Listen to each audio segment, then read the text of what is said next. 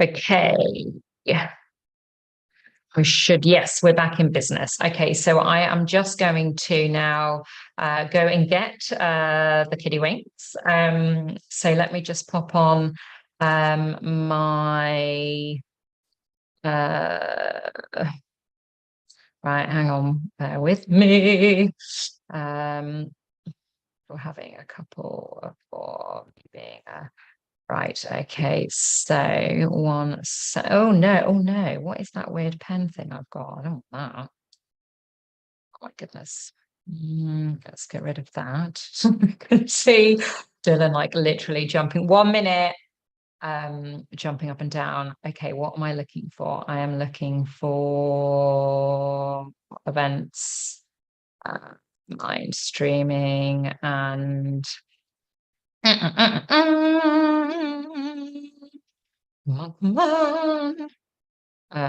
today. So I'm just going to pop up the waiting screen again, and then I'll be back with you and some children ever so shortly. So don't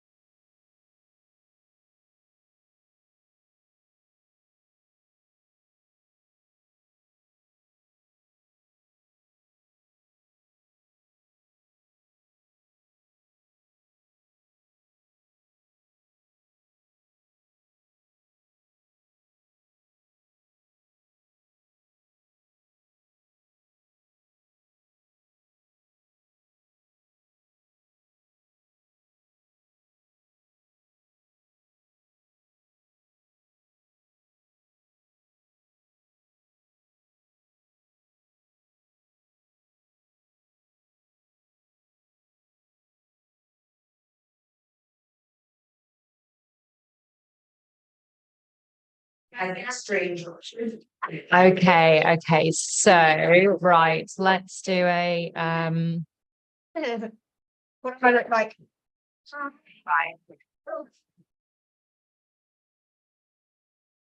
okay. I think we're back in business.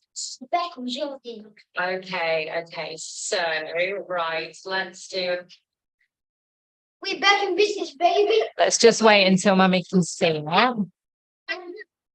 We're back in business, baby. Sugar. Oh, yeah. Can you see? Yes. Yeah, and can you hear us? Yeah, so we're good. Okay, guys, so if we want to sit down, we are now. Yeah, so well, we are here is where we are. So actually, yeah, Amber, you come sit. I'm not on a. Oh, there's My face is green. you sit back here, Albie, darling. If you sit back here, look. Mommy. You sit here, darling. Okay, so and let's just check if you yes, I'll move that over a bit, fine. So if you Dylan, switch up a little bit towards I'm nervous. you don't need to be nervous. Okay. You're nervous and excited. Well, that's a good combo, isn't it? So what okay, so I ask you guys to introduce yourselves. So I'm being introduced very special guest speakers. So what's your name? How old are you? Dylan. Dylan. And how old are you, Dylan? 9. 9. So what year are you in at school? 4. 4, okay. And Dylan is my son. My name is Aoife. I am 7 years old and I'm just fine. old and I am in the Amazing. Let's see, I 9 tomorrow. Yeah, we'll have to do a little happy birthday at the end, I think. Let's see. And do you want to say who you are at the end? He's already said. We've also got we've got Albie, who is Lexi's brother and sis. Okay, so who knows what we're doing here today? Talking about kindness, yeah. And I know. We're talking about kindness and what it means to us. yeah, and why are we doing that? I'm just getting you a bit closer to the microphone. So why are we here and talking about kindness? Just because it's why I'm talking about To raise money for the Charity Mind.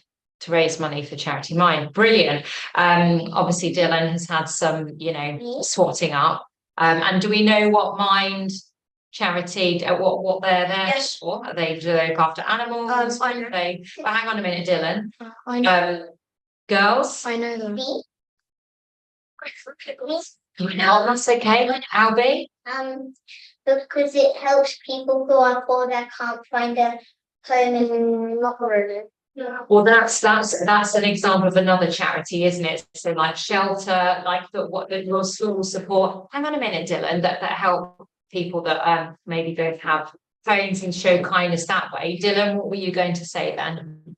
Mind helps people with mental health issues.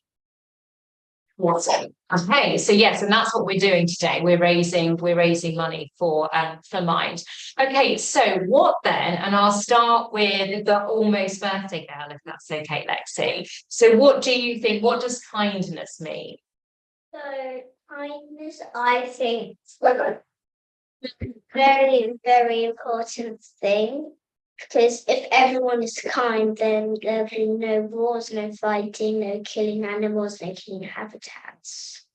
Oh, that is wonderful, Lexi. I love that description. And imagine if we lived in a world with that. Wouldn't that be amazing? Aoife, have you got anything to add in terms of what kindness means to you? I think kindness is if you've got a friend, you need to be kind to them to show that you want to be friends with them. Oh, that's really nice. And how then, so how do you show kindness to your friends? Like if they fall over, you can help them up. Nice. Yeah. So it can be just small things, can't it? Yeah. But actually, you know, in the times when we've fallen over, if we've got someone helping us pick us up.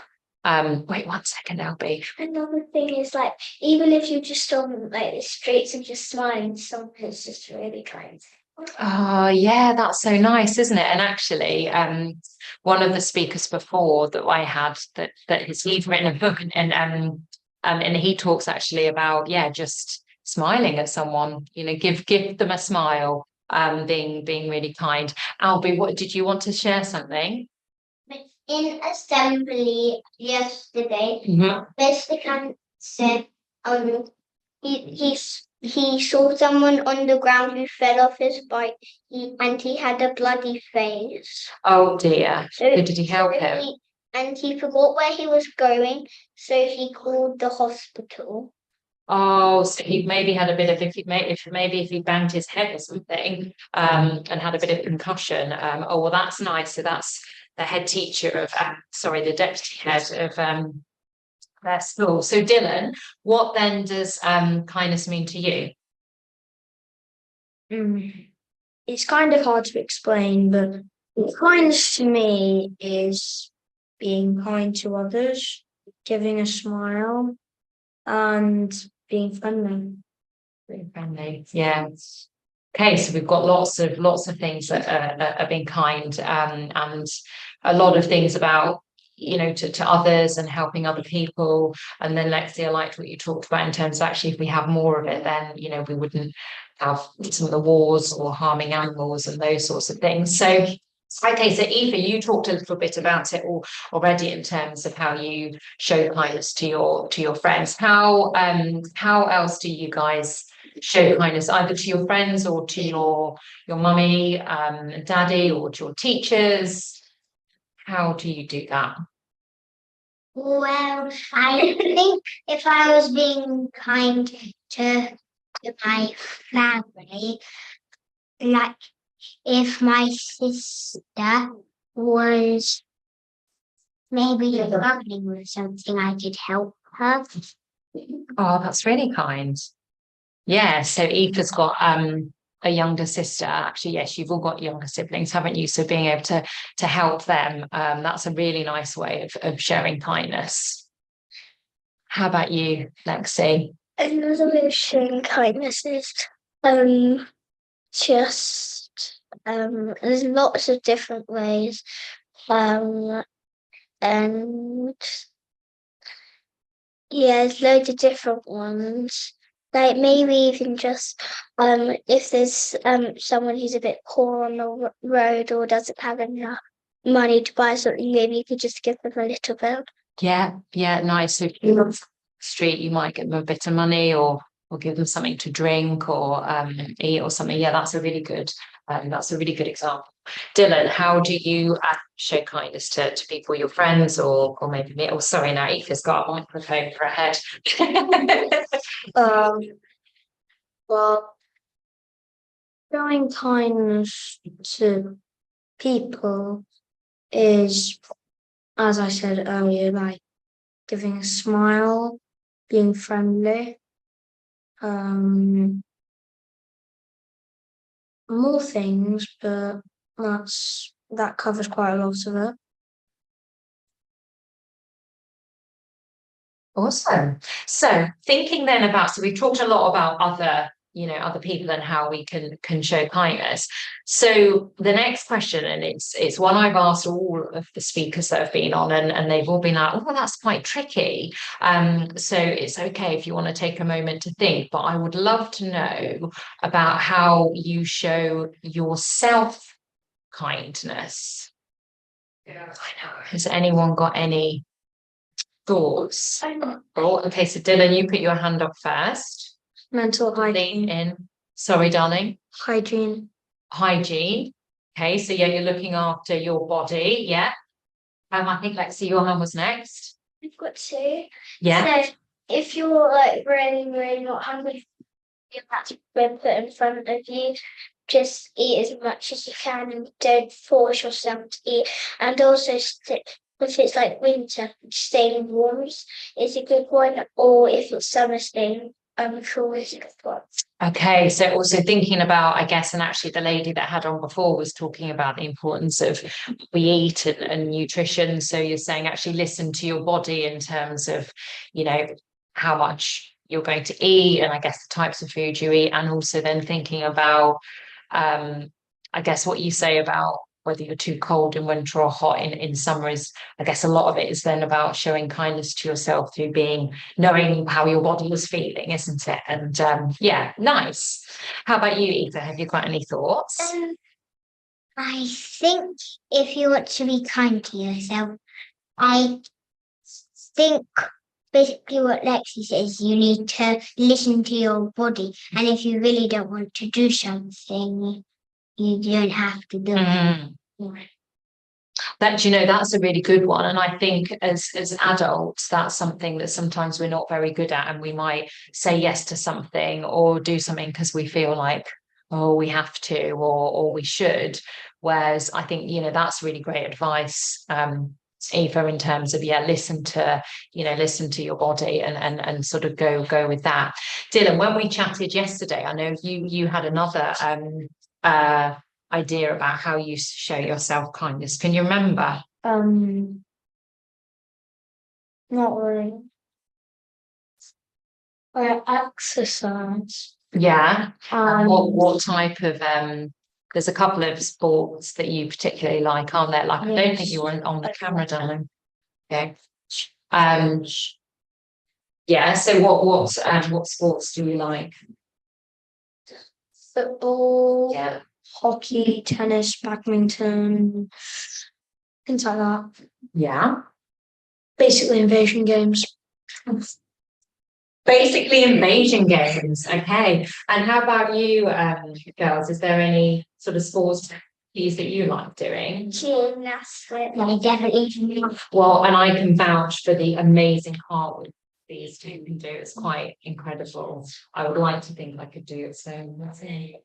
So gymnastics is my favourite sport, and then my second favourite is football. Okay, gymnastics and football. Yeah. And have you got, what's your favourite, Eva? Do you have a favourite? Personally, I like basketball and hockey. Basketball and hockey. Okay, so we've got a nice variety then. Yeah, that too. And gymnastics. So, and how, thinking about being kind to yourselves, how do you then, how does doing the exercise or the sports you talked about make you feel? It gets quite hot and tiring, but usually my sessions of gymnastics is usually just an hour. Yeah. But it does get hot and yeah. So physically would feel hot and tired. Yeah. maybe something's a bit out of breath. Yeah, and a bit out of breath. That's good, isn't it? Because you've got your heart working and the blood pumping around your body. And what about how it makes you feel? Your feelings. Does it make you happy or sad, or how do you feel after you've done exercise? A bit okay, I guess. I mean, I'm happy that I've done it, but I'm also sad because I have to get ready, I have to go, and that sort of stuff. Yeah, the sort of a bit annoying because I always think when you go swimming, you have a great time. That's really annoying when you have to get out and you get yourself dry. Oh, it's really annoying.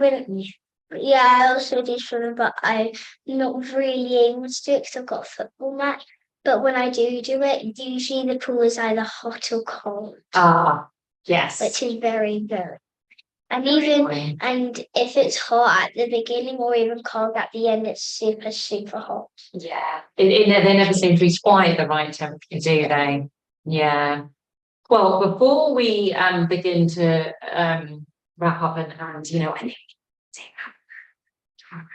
before we do that, is there anything, Dylan or Aoife, you want to share about how you feel maybe mentally after you do exercise? Well, after I've done like some sport, I feel that I need to relax and let my body harder. Yeah, That's or your phone, you know. that's a brilliant way. So Eva just shared there that after she does exercise, she feels like her body needs to relax and recharge. And then you said like a battery or charging your phone. Yeah, that's really good. Dylan, anything, how do you feel after you've done, other than wanting to just, Tired. tired? Sometimes wanting to do more. Mm. Well, it's really hard to explain, even though I play a lot of sports basically every day. And well, it's hard to explain. I'm invested. Once I've finished, I don't really think about how I'm feeling. I usually just have energetic quite a lot of the time. Energetic. Right, or we feel energetic, we also feel like we need to rest, and also what Lexi said there about don't really feel anything will happen if something is, so we're just content with how we are. So awesome. Okay, well, you guys have been fantastic, and I loved your take on kindness. And before we sing happy birthday, I would ask one more question, which is if someone of your same age as you was maybe struggling a bit and felt a bit sad and they weren't maybe showing themselves kindness, would you have any advice for them? Oh, On anything? I think if they were feeling sad, I'd say maybe do something that you really like to do, or maybe see if you can make some new friends and try out a new sport. Oh, that is such a brilliant piece of advice. Really good piece of advice. How about you, Lexi? Would you have anything to add? The same. yes. Yeah, no, so very, very great advice there. Dylan, would you have anything to add?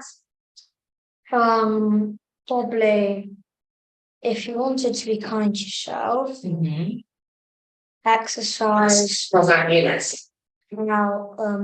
hygiene, things like that. All the That's important basically it. things. Okay, amazing. So, as we've heard, a certain somebody is going to be a 9 tomorrow. So I would love for us to sing to Lexi. I know it's a few hours early, but let's everybody sing happy birthday to Lexi. So after 3, 1, 2, 3. Happy birthday to you. Happy birthday to you. Happy birthday, dear Lexi. Happy birthday to you. Oh, so what are you doing for your birthday, Lexi? Well, school tomorrow, Yeah. and then after school, I'm missing my club. So I'm gonna go home, maybe open a few more presents, and go to Pizza Express. Oh, yummy. That is one of my favourites. That sounds like an amazing birthday. And you've got a party coming up at the weekend as well. Party time! Okay, well, thank you so much for coming in to join me. Of course, to introduce Nancy. It's Puggy, is that right? Yeah, so Puggy. Potato. No! Wow, thank you very much for joining as well, Puggy. And thank you to Albie as well. And I will pop on the short break thing while I say cheerio to these awesome kindness gurus. And then I will be joined by Amy. Yes, by Amy Mercer talking about careers. So thank you again so much. I think round of applause to you guys. I have one more thing to ask. Oh, okay. Remember to hit the like button. Don't forget to hit subscribe and like. Don't forget to like and subscribe. You heard them. Okay, let's just shortly. Short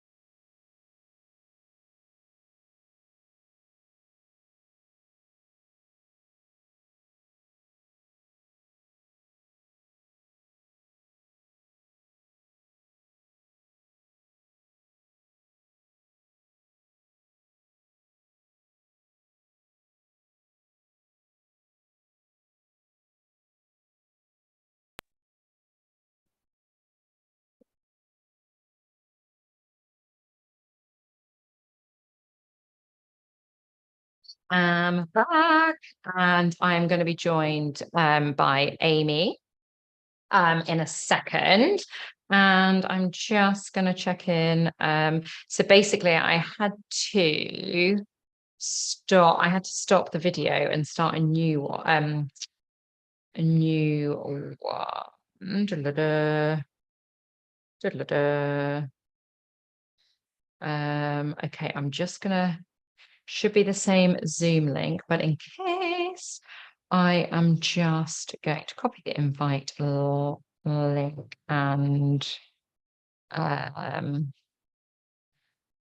I'm just going to switch the video for a sec, 'cause you don't need to see my WhatsApp videos. Amy.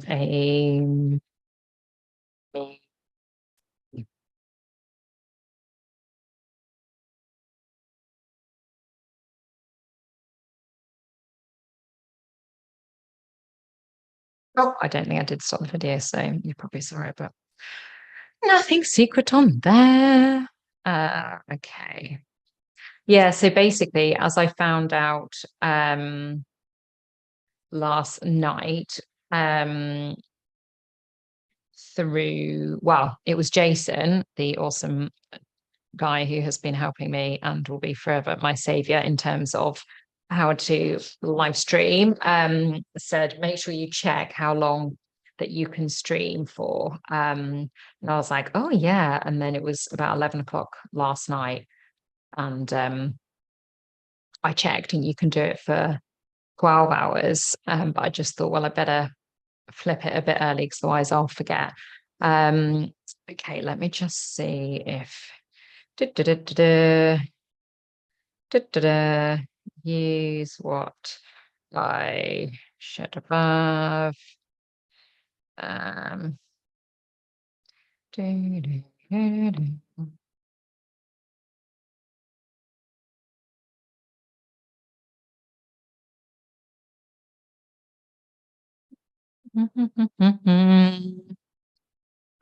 Sorry about this. You can see as the day has gone on, my tech capability has got less and less, but I think it might have changed the link, even though it's the same Zoom, so it shouldn't have done. But anyway, what do I know?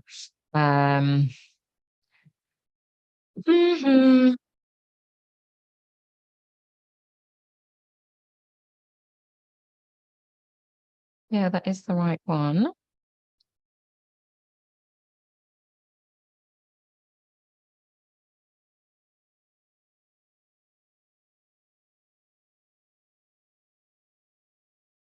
Okay, I might just go onto mute and give her a quick call, because I don't want her to be panicking that it's not working. No, I don't need to go on mute, because here she is. Hey, I'm so sorry. Oh, you know, glam. Oh, hang on, I'll start on mute. There we go. Hello, can you hear me? I can. I like your Christmas earrings. Oh, thanks. They're Very tackily awesome, aren't they? Well, I thought because yeah, Patch have decided to do their Christmas jumper today for Mind a day early. I was like, better get the Christmas vibe on. And yes, apologies. I'm sure that was my confusion with the link. All good. So All good. So we're here now. I'm looking glam. Oh, so are you? So, I'm in a pod at the moment. So oh yes, you are. And I know sometimes when I do phone calls from here in the pod, you're like, oh, I look like I'm in a box, because I am in a box. But slightly. I was like slightly angled to the glass, so that actually doesn't look yeah, like so a you can complete actually great see background. Yeah. Yeah. So How are you? How's your I how many hours now? know my maths actually is awful. So 11. We've been going 11 hours. Wow. That's So very impressive, Kim. yeah, I can't believe it, actually. And hang on, I'm just checking the YouTube. Yep. Yeah, it's weird. I was the main worry was about the technology, and then the technology has been fine. There's been some idiot moments from my side, but I'm obviously being kind. No, to I'm myself. sure. I was going to say it's all good, and so it's like tech at various points fails all of us. So like even with the good intent, like and You're right. again, You're it's right. an Even you could just be, yeah, it's an yeah. amazing thing that you're doing. So like complete hats off to you for even putting yourself through it and raising like kind of the awareness that you're doing. It's such a brilliant thing to do. So thank you for your part Oh, thank and you. putting it all together.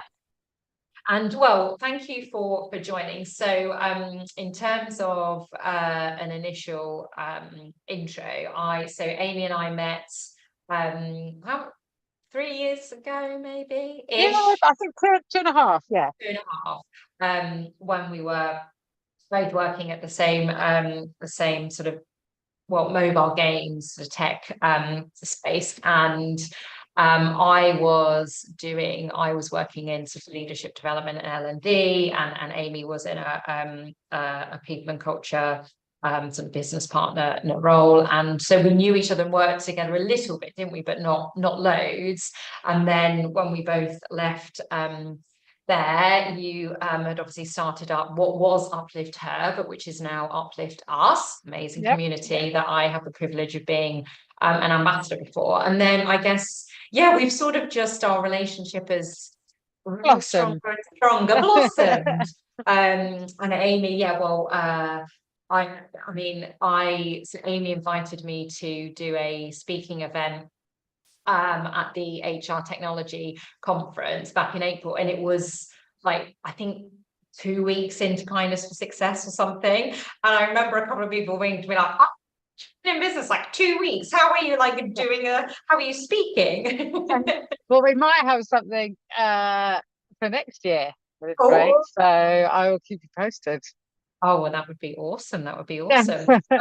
But yeah, so anyway, tell me then. So let's have a little bit of sort of, you know, about how we met and things. But just tell people that are listening live or, you know, joining afterwards on the recording a bit about you, you know, your background and what you're up Yeah. to. For you, I mean, you've kind of obviously shared, but I was Chief People Officer at Technicolor Creative Studios for some time. I'd actually been at the Technicolor Group for about 15 years, gone through various kind of roles, changed in size and scope and like kind of different businesses, always kind of been on the kind of creative side, but really seen it grow from 300 people, which is what it started on in London, like kind of to 10,000 people by the time that I left. And at that point, it was seven different businesses, 13 countries. Like, I don't think there was Not a at all time complex zone. for people. Like, I don't think there was a time zone that like I didn't I didn't cover. Um, Before that, I was at the BBC, and then before that, I was in sound production. I think like most people that find themselves well, most people that I've spoken to that find themselves in the people space didn't always intend or didn't really know much about it either, as well. So we kind of fell into that. But I found that actually the if you find the right companies, and I think that's what I've always loved about the kind of creative tech space as well. And like that's where obviously we met. Like after my Technicolor days, I consulted and went into different companies, and I've done startups to scale up to kind of different things. Is if you can find the right company, then actually you can be like the ingenuity and the way that you approach things and stuff like that is a really good ground, and you kind of cover what I used to talk to my teams about. And even this was even before like we were talking about people experience and all of those kind of like buzzwords that you hear now. Like you have to be able to market like kind of the ideas that you have. You have to be able to sell them in to somebody has to believe in terms of Mhm. that you see something and that this is going to make a difference. And I think that's a massive thing. I know that when we talked about doing this talk, I was thinking about, well, you asked me to kind of talk around careers and owning your own kind of career, and it kind of made me think about actually like, first of all, what do we mean when we say our careers? because I think that we have to get over this idea that our careers are this linear path. You and I know that because we've gone on our own kind of journey to doing different things, and like kind of that sort of stuff.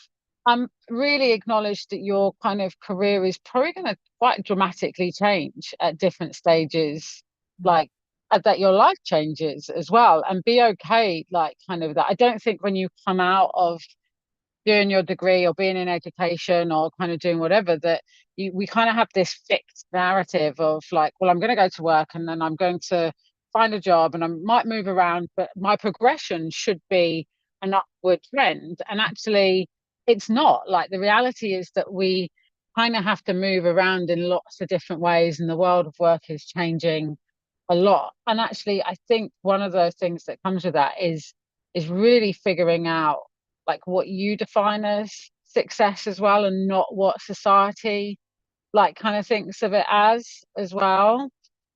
We often, I kind of say this, and this is maybe one of the reasons why I started kind of even Uplift Her or Uplift Us as well.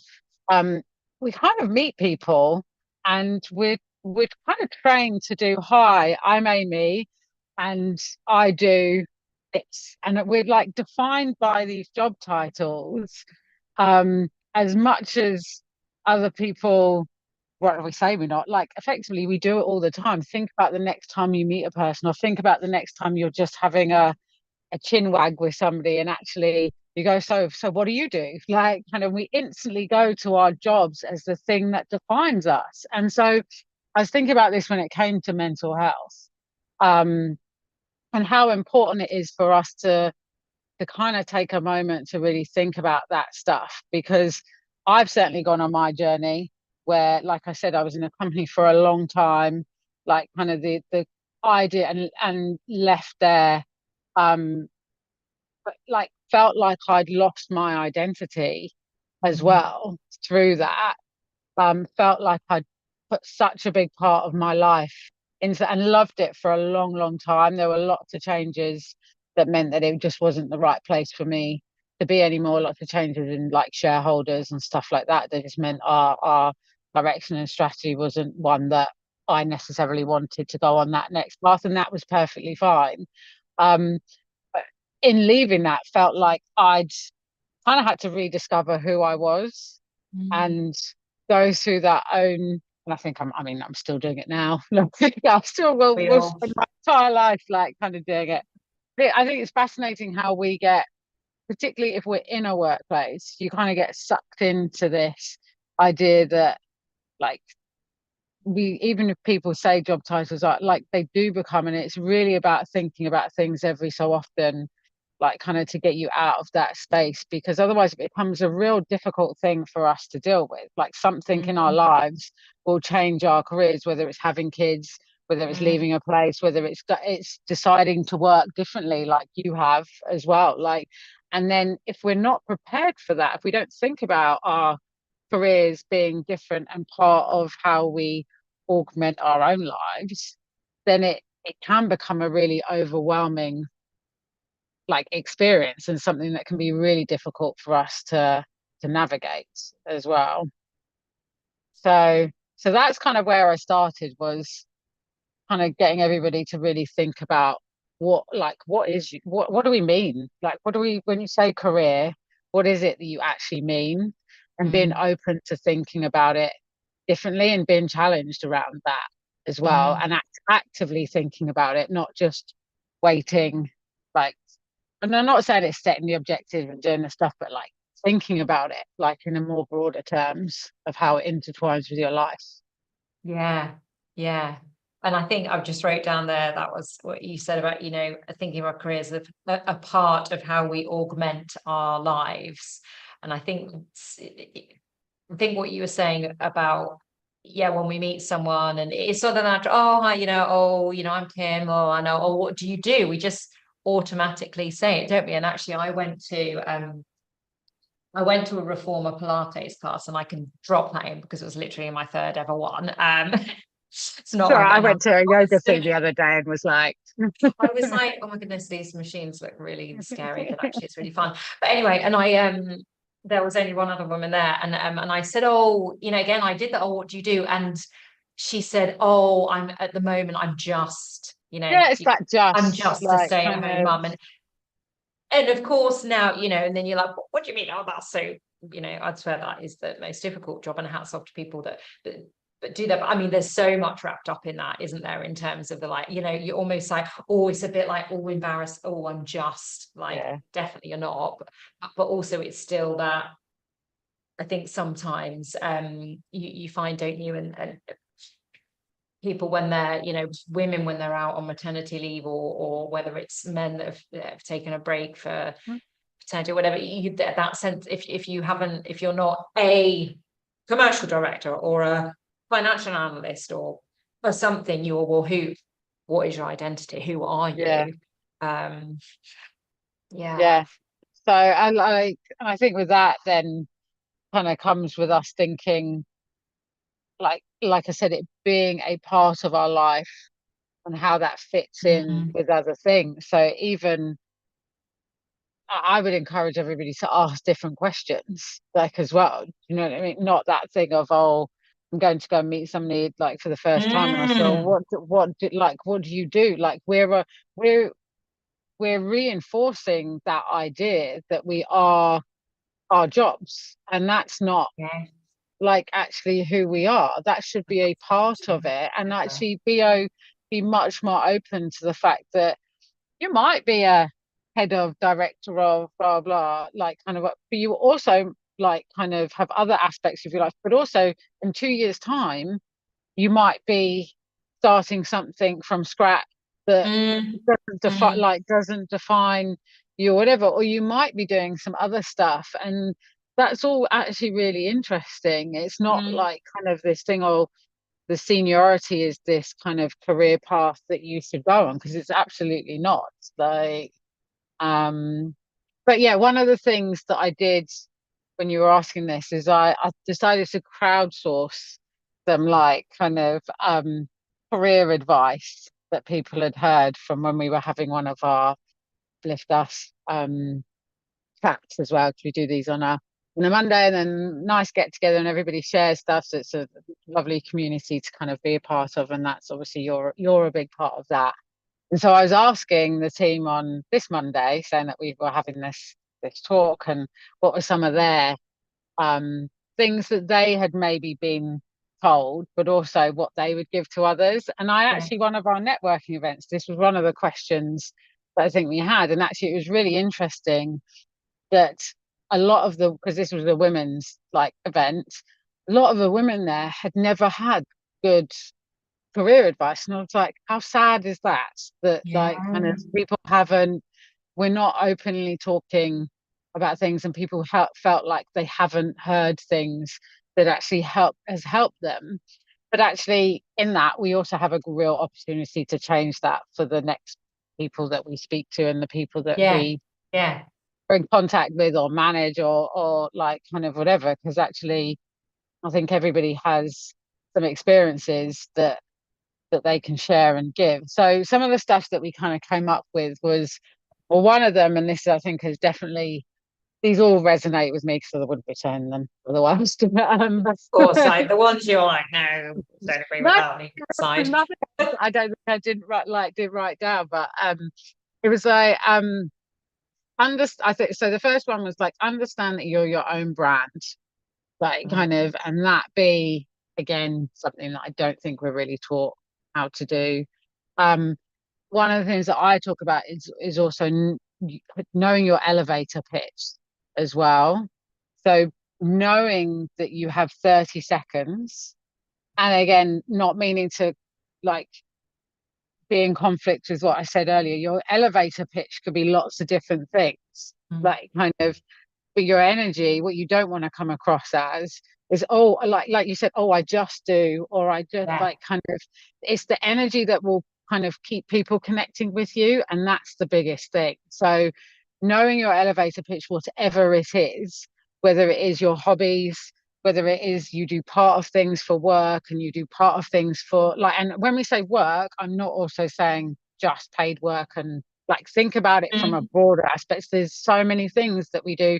You and I participate in our lovely school PTAs, and we know that because there's various like text messages that we like, but they're all valuable skills that we contribute to communities that make like a massive difference. I have to be the treasurer, so I have to deal with all the financial side of things of running a charity, the kind of, and they're things that you wouldn't necessarily know if you just say, oh, what do you do? Because you instantly fall to like kind of Mm. my job title. Mm. And then I think the other one that came part of that, know your brand, like, now this is a very un-British thing to do, but like celebrating wins is also part of that brand. So not just internally, not we're just going woo, woo, like to ourselves, like, Yeah. and it's Yeah. really hard to put yourself out there. But the more that you can articulate your wins, the more people can understand what you're capable of as well. Yeah. And then that for me kind of leads into the two, because I've got four. I'm conscious of us trying to get through some of them. Okay. Like the next one was then growth mindset. So enjoying the journey. Like, but somebody said stop looking up as well, which I thought was like that really like resonated with me, with this idea that it isn't about job titles, it isn't about like kind of that, like stop looking, don't always look up like kind of as the next thing. Look in other places, think about Mm. how these experiences can benefit you, even if they're not great. Like we've all probably had some pretty tough experiences. I know I had to navigate dealing with a like a 8,000 person company at the time through COVID, had to like, yeah, awful kind of things. And, but also then things that personally affect me as well. Trying to take a minute to say, like, kind of, how have you learned from that and pick out the things. And I think one of the things that also is key for me is knowing that is about you trying to find the right environment. Like it's not always about the job, like, Mm. or the thing that you do, knowing that your environment will massively affect your ability to feel like you're succeeding and your ability to flourish, and do kind of good and do like have, so know that if something's not right one place, it doesn't mean it's not right in a different place as well. It's worth trying to figure that out. Is it the thing? There's all aspects of our jobs that we don't like kind of, in our careers that we would rather, maybe phases that we didn't go through and stuff like that. But if you kind of try and look at it in the how was that stuff done rather than what was done, is Mm. also Mm. another place. And the other one was like confidence. So back full circle to that celebrating wins. Somebody said, which I love this one, was doubt sticks out. So Say what, yeah, sorry? somebody said to me, like, doubt sticks out. Like, so Oh, rather a doubt than sticks who out. you make, Yes. but Yes. like, doubt sticks out. So if you come Yeah. across as though you doubt yourself, then Mm. people sense that. It's like fear, isn't it? Like kind of Yeah. that. I used to ride horses when I was um younger, and there was always a thing like the horse. As soon as you got on the horse and it could sense your fear, you were like absolutely finished. Like, and that's that same thing. Like if you doubt your ability, then yeah, people know that. So Yeah. somehow, like a bit more than fake it until you make it, but like kind of. But then also one of the other guys said, if you just say yes to things that terrify you. You and I did that when we were just talking about that HR kind of Yeah. technologies Technology conference. conference. You just say yes to things that Yeah. terrify you. Ask for help and Yeah. know where to go, but like do things that scare you. Yeah. Um, and just yeah, even if they don't go according to plan, or that like it doesn't work out the way that you ideally kind of wanted it to, like that you'll learn so much from just saying yes to things. Yeah. Um, and then the last two that I think this is important. So setting goals. Now, somebody said to me in one of the talks that I did that she wrote her CV every 3 months, like kind of as a Oh, way wow. of Okay. I mean, I don't know if I could deal with that. It was like an I mean, ordeal. maybe 3 months is Like, quite extreme. yeah. But it was a way of like in her head comes back to that. What's your elevator pitch? She then very concisely was And a able to way talk to about celebrate what your she wins, was, I guess. yeah, like kind of doing that. But then actually what went a step further in the talk that we had on Monday, which was actually create a CV for your next or future job and create a checklist from that so you can know what your gaps are as well and start figuring out how to fill them. And I Yeah. think there is a real balance for me in terms of knowing what setting goals and like knowing that you want to go in a certain direction, whether that is like a type of job that you want to do, the way you want to work, like kind of all of those. It's like have something, but be flexible enough to know that it's the journey that also like kind of will be really interesting, and be like flexible enough to adapt those. Have something. Don't necessarily plan around waiting for things to happen. Like kind of do things that make things like happen. Um, and then the last one, because I know we're at time, the power of people, like to above and beyond absolutely anything, I would say is your career, your experience of your career is probably determined by the connections that you make. Come back to the environment, like kind of come back to your success, your opportunities that are in front of you, and lift other people. The more you lift other people, the more that like kind of it will come back to you. Yeah.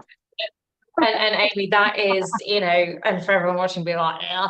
But and that is exactly what you have always done for me since we met, even when it was like back in the organization where we both were, and I'm like banging on about HBDI and whole brain thinking, and everyone else is a bit like, and you're like, let's give it a go. And then through, like I say, I did my first webinar with you on International Women's Day last year. I think, and I'm like, oh God, and then inviting me to do like the HR 15 conference. hours, like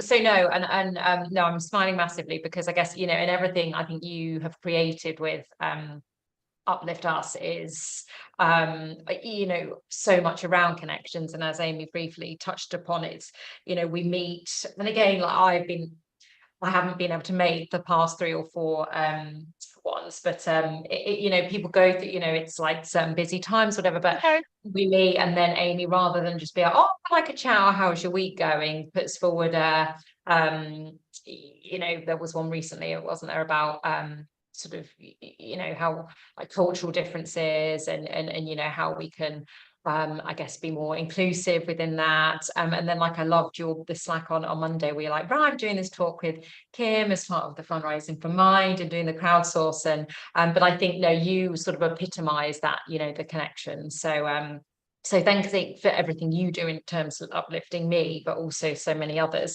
Now I know we're at time, but I'm doing it.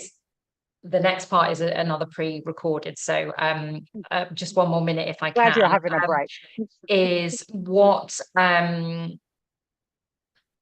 yes, the one question I'm asking all speakers is, how, Amy, do you show yourself kindness? You're a mom, you've got a busy job, you now do Uplift Us on the side, you do your Zumba, so how do you show yourself kindness? If I'm honest, I think it goes in phases, because you and I have had conversations like, I can totally get in my head, like, and do you know what I mean? Like we've talked about Gertrude and like kind of the self-doubt and all of that kind of stuff.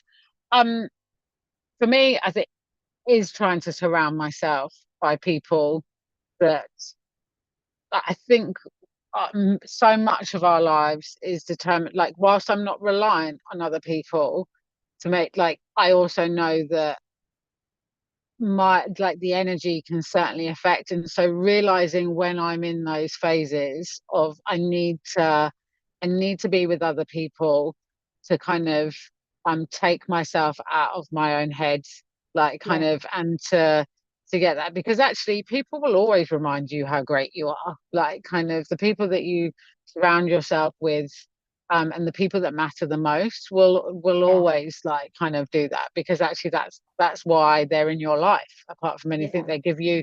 they give you honest like feedback, but they will also lift you up, like because actually that's what you do. And then for me, it is about having some routines that, like I said, I go to Zumba about 3 times a week when I can.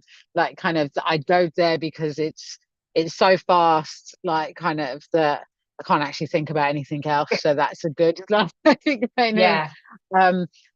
sometimes I run. I'm at a phase where I'm not in my running at the moment, but I run because that gives me time to think. So it's kind of being honest with myself and realizing what I need when I need it, but Mm, also not being harsh on myself that when yes. like I'm not in running at the moment, Yeah. and And I'm that's not going to fine. beat myself up about it. Yeah. Like kind of I will figure that out like Yeah. kind of when the time is right. So I think it's being kind enough to yourself to know like when you need stuff, but also being like if it's not working right now, that's also okay. Yeah. Yeah. Love it. Love it. Mm. Well, thank you so much, Amy, Well, for thank joining. And if you. people want to, get in touch or connect with you after this, what's the best way of them doing that? Well, there's lots of ways. So, if you go on to LinkedIn, there's obviously Uplift Us, like kind of page, so people can follow that. There is, they can email. So I was going to say maybe the easiest thing is to share some stuff on Yeah. your thing afterwards, because actually, weirdly, we have quite a few. I mean, like most people, I have about 5 different email addresses, which is a note myself to clean Quite up. a lot, you can get hold of me. Yeah, exactly. But all of the speakers we're having on today have said that after sort of the dust settles on all of this, I Yeah. will share sort of the contact details. So but yes, in the first instance, you're on LinkedIn, aren't you, Amy Mercer, and Uplift Us, and we're always welcoming more We members. are. So Well, and yeah, they, it's a nice community. Like you said, yeah, it's an opportunity to kind of people share. Like I think that's the ultimate thing. People just share their experiences in yeah, there, and we get to have like a chat about a thing. Like you said, people kind of come and go, connect. Not come and go. Like people have stayed, but people join when they can, when that yeah. thing works. Again, and there's no one going, oh wow, if you don't come to the next meeting, Yeah, you can't be an ambassador. Again, it's that whole, there's an understanding of I guess the yeah. wholeness of our lives. Right. Well, I am Okay. going to have to love and leave you now because I'm going to play, if I can actually do it properly this time, something pre-recorded, which is with Good. Rosie Nixon. So if you've got some time to listen in, Amazing. but thank you so much. We will chat again soon. And also, we need to get a date, don't we? But anyway, we Okay. don't need to talk about that now. But Yeah. thank you so much, Thank you Amy, for and see everything you that you're soon. doing, and amazing thing today. Thank you for raising all the like awareness and stuff as well. Incredible. And I hope you get a good night's sleep tonight as well. Thank you. I know I'll probably, you know what, I bet I will be so wired and awake, but I'm off tomorrow and I'm doing nothing Good. other than watching Good. Christmas movies and wrapping presents, maybe. We'll Well, see how I go. All right. Thanks okay. so much, Thank you Amy. too. Bye. Bye, bye, Bye. bye, Bye. bye. Okay, so keep your fingers crossed that I'm just going to find the recording now. This is different because it was on a Zoom. And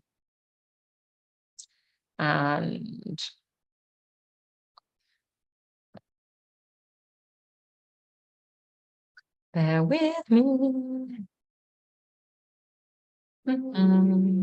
That's Karen's breathwork audio. We don't need that.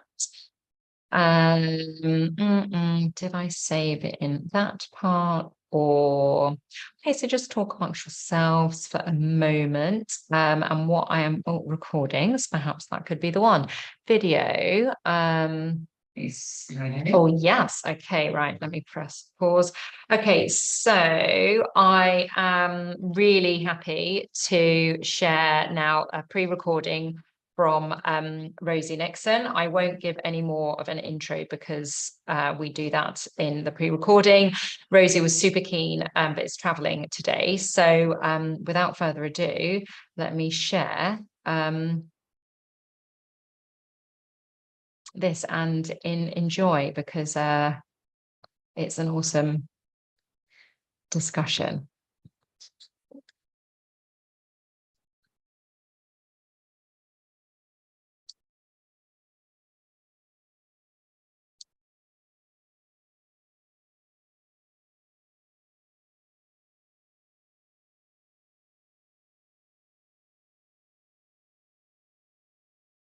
Right. Okay, so welcome, Rosie, and it's so good to see you. Oh, it's really nice to chat to you, Kim. I'm so glad we're doing it. And do you know, thank you so much for coming on and doing this. So obviously, you know, I'm doing my 15 for kindness as part of the Stream for Mind on Wednesday the 11th. And for those listening afterwards, Rosie really wanted to be on and then is traveling on the day. You know, so has thank you so much for we record something in advance. So that is what we're doing now. So thank you so much. You're welcome. I think it's a brilliant idea. Thank you. So I guess in terms of people that are listening in that maybe don't know a lot about you, I guess in way of a very brief introduction, Rosie was worked at Hello Magazine and very senior, so editor and chief editor of Hello for about 16 years, I think. Right, So yeah. you were there, and now you're author. You've got your novels. You've just your latest book here is Be Kind. You've got the co-host of your podcast. You've got your reinvention retreats. And you're married with two boys. So so that, I guess that was my from your website type intro. But yeah, tell us a little bit about the real you, Rosie. Yeah, you're right. Thank you for that introduction. So I've had a very long media career, worked in women's magazines for a long time, culminating in my role as editor and then editor-in-chief of Hello for nearly 16 years. So a huge part of my career, one that I have absolutely loved and thrived in that role. But I think, like many midlife women, I hit a point in my late 40s where I suddenly thought, actually, is this fulfilling my values right now at this stage of my life? I was actually very close to burnout. I was running on empty, pretty exhausted, which was quite a shock to my system, actually, when that came to a head in October 2022. I think it was a bit of a wake-up call for me to realise that stress lives in your nervous system and affects you physically eventually if you ignore the warning signs for too long. So I kind of came through that experience with the help of some coaching. Absolutely loved everything about the coaching environment, the fact that it fosters a positive mindset, there's a growth aspect to it. It's all about helping other people achieve the goals of that they have in their life. And I guess it appealed to me as a journalist too, because it's about asking the right questions to evoke self-awareness from people. So coaching was great for me personally. I actually managed to coach myself out of my role at Hello. So I knew I needed a change, and I'm so happy that I did, actually, because I'll always look back on that time with enormous gratitude, but I needed something different.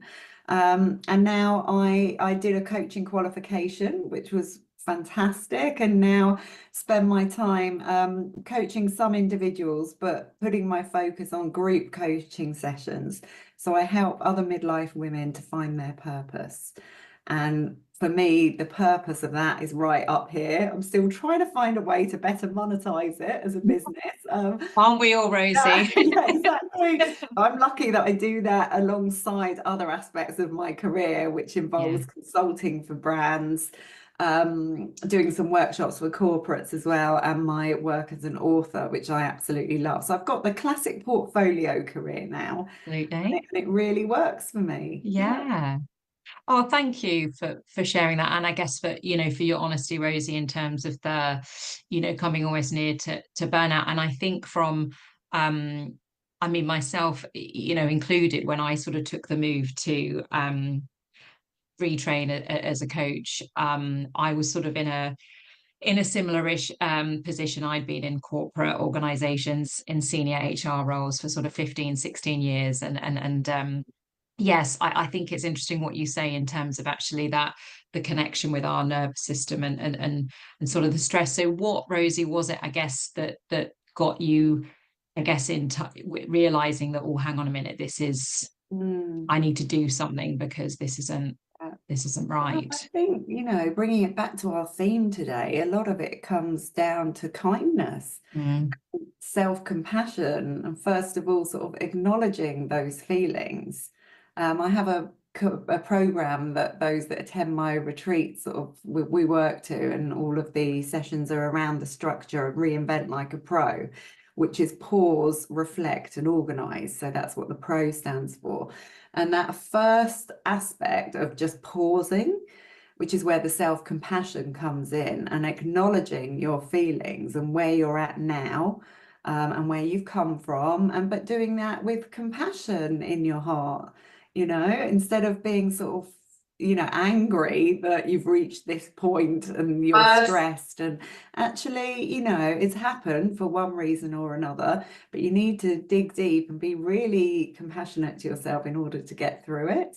And then the coaching came into play with the reflection. So a lot of understanding who you are. So instead of blaming an industry or a job or other people or things that are completely out of your control, we have to look inward. And I had to really dig into who I was at this stage of life. And a coaching journey is a really great way to do that in a supported and confidential environment. So yeah, the self-awareness that came about from really understanding my values at this stage of life really helped. And then the O part is the organize. So, right, what are you going to do about it? So I then could start to, once I'd regained my sort of health, my physical strength, and mental strength, I was then able to start to make those small steps towards making the changes that I knew I needed to make within my life. So it sounds very easy when you condense it into that. Everything does, doesn't it? Yeah. But obviously that took a long period of time. Yes. And for some people, they need to be in the pause for a longer period of time. For others, it's reflect, For others, they've got maybe that understanding through other journeys that they may have had therapy or coaching. And it's about organizing and how to actually move forward. And again, a coaching journey can be very helpful to that, because it helps hold you accountable and keep you on this journey that that you've defined, and that you to reach your realistic goals. Yeah, absolutely. No, I love that, Rosie, the pause, reflect, and organize. And I think and actually being sort of a trained coach as well, it sort of reminds me very much of that. We meet the client where they are at. So like you say, some people will need to spend a lot of time in pause, and others, may move through to the other areas more quickly. And I feel that if I think about myself, my female friends specifically, and female colleagues, that I find that, the pause thing is something which sort of like, oh, I haven't got time to do that. And well, it's scary. It is scary. And there's fear, and I think when we're used to traveling through life at a very fast pace and perhaps running on adrenaline because we've got lots of responsibilities and balls that we have to keep in the air all of the time, it can be quite scary to actually give yourself a moment, even if that's just an hour's coaching session or with my retreats, a day to come and focus only on your personal development. It's emotional, it brings out a lot of feelings that have maybe been repressed for years and years. Absolutely. It's a powerful thing to do for yourself, but the pause is so critical in order to get to where you want to be. Yeah, I couldn't agree more, Rosie. So tell us then a little bit more about Be Kind. What was the driving force sort of, behind it, and how you sort of, pulled it together? Yeah. Well, the book was initially crafted in the pandemic in 2021. This is a second edition that's come out recently this year. And the first edition I sort of wrote as a response to sort of this outpouring of kindness that I saw during the pandemic. Obviously, we were living through really scary times. We didn't know what was going to be brought to us one day after the next at certain points. But also there were some incredible acts of kindness. And I think the fact that we were all coming together globally and also within our own households on smaller scales in this huge act of kindness by staying at home to protect those more vulnerable from ourselves was extremely powerful. But then on a personal level, I think for many people, it was the first time we considered what kindness to ourselves meant. Because we really had to dig deep emotionally and mentally, emotionally as well as physically to get through this time. And I was seeing lots of inspirational pearls of wisdom and quotes and tips coming from a whole load of experts and people in the public eye during that time. Things that I would repost on Instagram or whatever, or screenshot as little daily reminders and send them on your family WhatsApp group. I thought, wouldn't it be nice, instead of just having that all just disappear, if I pulled it all together and we put it into one book so that we would always have it to turn to in moments that we needed it. Because kindness is a choice, in any given situation, we have a choice about how we're going to react. And often that a kind approach isn't our natural instinct as human beings. So it's a learned behavior, and one that we have to teach and nurture in our children, but also nurture in ourselves. And so I felt that the book could be that daily reminder. It's full of daily inspiration. So it's the kind of book you might dip into and read a page when it particularly appeals to you. It has a funny habit. I've got a copy here of just opening it on the page that I needed to see that day. Like I've opened that one just now, which says you are and we're here talking for all a about reason. self-kindness. You're incredible about getting through tough times. You are not defined by others or the past. You are worthy of love, success, and happiness. You are more than enough. So it might just be that you open this book, read something in the day that you particularly needed to hear those words. So that was initially why it was written. And then it sort of snowballed because everybody that I asked to contribute to the book said yes, which is fantastic. You're like, wow. And more. Yeah. And then obviously it's still relevant now. This isn't just about coping with, a huge life event like a pandemic. This is day-to-day stuff. So the book's been updated. It's come out in paperback as a kind act in itself because it's at a lower price point, because I wanted it to be really affordable. And it's the kind of book that you can leave hanging around the house. Lots of people have told me that keeping it on the breakfast bar or somewhere like in a commuter is quite helpful, especially when you've got teenagers around or people. Be like, reminder. Remember to be kind to your parents. Exactly. Remember to be kind. But also, to remember that kindness really needs to start with yourself.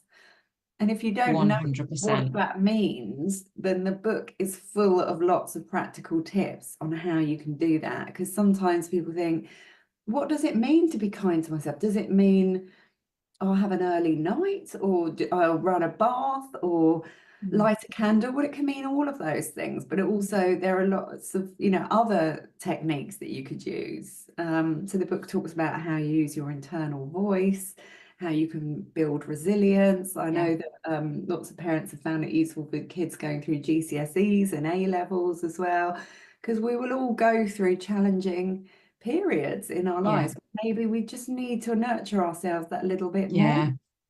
Absolutely. And I think it's so common, isn't it, that we put that ourselves to the bottom of the pile because we've got work deadlines to meet, we've got children to look after, and I think I fully believe as well that actually if we I think you can do that to a certain extent, but for a short period of time, Rosie, and then either you burn out or you're you know, not the parent, partner, whatever that, you know, that you would want to be. So actually I find, and sometimes I talk to clients that may be struggling with it, and like, I just haven't got time for that. It's more, if you think about it, that yes, you're doing it for you, but actually you're also doing it for those that are most important to you, because you need to show Absolutely. yourself kindness so that you can show up Yeah. for them It's in the like way that that, you putting want on to. the oxygen mask Yes, yourself yes, before you might have. feel unnatural. Totally. And many of Yeah, these tips are really simple and quick, and all of them are free. You know, this kindness isn't about grand gestures, or kindness doesn't care how much money you've got, or no. where you live, or what you do for a living. Kindness is within all of us. Mm. But sometimes it does take a little bit of inspiration to be able to bring it out of you in an authentic way for you. There was one, I was re-looking at it, Rosie. Let me find it. Well, there was a couple actually. This one I want to share, and I'll probably share a readout on the actual day on the 11th. 15 kind lessons worth Mm. learning, because again I thought, oh, it ties in with the you know, 15 for kindness, with the Yeah, obviously the sobering statistic behind sort of the 15 hours. But yeah. no, the one I wanted to share now, that, and I was like, have a kind night in. Mm. And actually we've got the dreaded school fair tomorrow, Yeah. and actually my husband is treasurer for the PTA, Oh, which I wow. like, because it's that, you know, I'd be like the kids, because normally it's, oh, mummy helping at the bake sales and Yeah, whatever, and but that's I'm like, oh, great. what he's doing. But anyway, my husband is then out and away overnight, and I'm like, I'm going to do this. I'm going to get a cheesy Christmas film, Oh, get my blanket, get my favorite yeah. chocolate, and I Oh, think, that's as you say, it fantastic. doesn't need to be big No. and bold. And it Um, fits in your life around other things, you know, yes. because it Sorry, my really husband is is then out hard. and away And overnight. often there's a lot of guilt around doing things for yourself, but it's Yeah. absolutely necessary for your sanity, you know, as we talked about right at the Yes. beginning, My and your goodness me, physical health absolutely. and your Yeah. nervous system. And Yes. there are many sort of proven scientific benefits to kind acts. You know, it's shown that it increases sort of oxytocin, you know, the feel-good Yeah. hormone Yeah. within the body. And when you perform a kind act for somebody else, they are more likely to then perform a kind act to somebody else. So that then Absolutely. there's this snowball effect, Yeah. and Yeah. kindness creates calm. You know, and it makes you feel so good that even when you're suffering yourself, actually it's something that you could do for somebody else. One, to put your own suffering into perspective, and two, to give you all of those hormonal boosts. Yes. Yes, exactly. It's almost like a no-brainer, isn't it? But I think historically it's sometimes been seen as like, oh, it's a bit, you know, oh, nice. And actually that's very different. And I don't know if you've had a chance yet to read, Rosie, Graham Alcott's Oh, yes. latest book, Kind. Yes. Yeah. My Um, husband's been listening to it on the audio version, yeah, actually, and it's fantastic, isn't it? really, really brilliant. And I like as well how he talks about, actually, you know, nice and kind are very different. And he's got this Yeah. cool, like, sort of salted caramel analogy. Kind But is I a think, really strong word. mm, Yeah. It's a superpower. yes, and I like how, and you describe that in the book. So how, Rosie, then do you extend your self-kindness? Yeah, it's a really good question. And I have, I guess, since experiencing what can happen when perhaps you are not in tune with that little voice in your head telling you that things need to change and your health is suffering, I've seen the physical need to, Mm, you know, introduce a few little kind sort of go-tos and mm, tools in daily life. So I practice gratitude. So every morning, when I wake up, sort of before I reach for my phone or, you know, jump out of bed to deal with everything that the day brings, I try to just think of three things that I'm grateful for. And nearly always they are the basics in life, you mm, know, like that I feel healthy today, you know, yeah, that the sun's come out, that I've got healthy children, that, you know, that I love my husband, or they're very yeah, like the basics in life. yeah, So I think that instantly helps put me in a positive frame of mind for the day ahead. Gratitude is so useful for that. And that takes me less than a minute often, and I just think of them in my head. I don't write them down, although some people do, and some Yeah. people do this practice at the end of a day as well. It doesn't really matter. It's about No. fitting it in when it works for you. Yeah. I do that, and I also build what I call now Thrive time into my diary. So Okay. if it has been a really busy time, or I know I've got lots on in the week, I will always make sure that as important in my diary as certain times that are marked off for things that I know give me a sense of calm and Mm. make me happy. And that Mm. might be like this morning, I went for a slightly longer sort of walk slash jog because I knew I could take an hour after the school drop, and I Yeah. put that in my diary and made Yeah. sure that that bit of Thrive time is boundaried. Mm. I know it's necessary for my well-being, and it completely could shift my mood for the day, because generally that Thrive time involves getting out amongst nature, you know, going for a country walk or doing something Yeah. that's going to get my blood pumping. Yeah. Or I've got this bubble bath going on in my brain and the oxygen's there, and Yeah. generally it will help me focus as well. I have all my best ideas, not when I'm sat staring at my computer overtired, but when I've gone Yeah. outside to do something else. So the benefits are absolutely huge. Yeah. Yeah, and likewise, you know, spending times with friends, like prioritizing that. It's something Yeah. often falls out of the diary when we're going through busy times, but Yes. don't ever forget leaning into the people that bring you joy in life, the ones that really know you, that your Mm. heart really gets excited about seeing, Yeah. and spend less time with the ones that are the drains. Yes. So trust your Yes. instincts around people. Yeah. It's so true, and I love that phrase. What did you say? It's like you know, you're having a bubble bath in your brain, or a bubble Yeah. bath for your brain. What a lovely way of thinking about it. And I think that is so powerful, Rosie. And I think, as you say, physically building in those, as you describe, Thrive times, because you could have done the school drop and then I'm sure you could have come home Yeah. and put some laundry away, or like, you know, Mm. order some Christmas presents, or clear, you know, there's always things that you can do, Yeah. aren't there? And what I've learned is it will never all be done. No. So, And and what as are you you say, how much better, prioritizing? yeah, Yeah.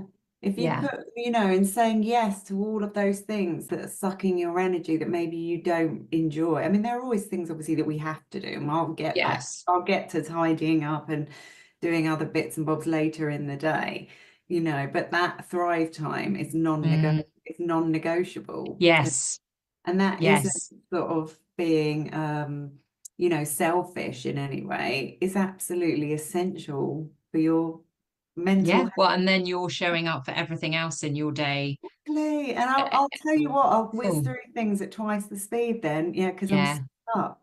yes, Yeah, 100%. So you've got two boys, haven't you? Is it two boys, yeah, Rosie? How yeah. old are they? Yeah, so they are nearly 11 and 9. Nearly 11 and Yeah, 9. year Oh, so 6 what is it? and It's one 4. at year seven, Year did you say? 6, year Year 6 and six. year 4, Year yeah. four. Oh my Yeah, goodness, they secondary have next year then. kindness instilled into I them. Yeah, was just going to say, so how do you sort of yeah, instill kindness, but also I guess I'm interested in, and slightly I can also start making notes. I've got year 4 and year 1, so my son is yeah. 9 and my daughter is 6. But how, you know, how do you, I guess, you know, instill in them the importance of kindness to themselves? Well, we've talked, as you can imagine, about this topic a lot, and they've actually given quotes for the book because I it's, you know, saw, written for them, and yeah, they really thought about their responses actually, which was amazing. And we've talked as well about, which is why I think coaching is such a powerful tool and well tied into it. We talk a lot about reframing things. okay, yeah, So often, you know, if they're worried about something, or, you know, and they'll say, but I can't do it and I'm not going to do it and it's going to go wrong and I will fail. And now we just stop and say, or how else could we look at this? And I encourage them to find those answers rather than spoon feeding them too much, so that we encourage our children to yeah, be positive thinkers and to be champions of themselves. Because you yeah. don't really believe it if somebody's just telling you something. No, it will be fine. Believe You'll be it. fine. Yeah. Exactly. And that is our temptation, you know, as parents. Yes.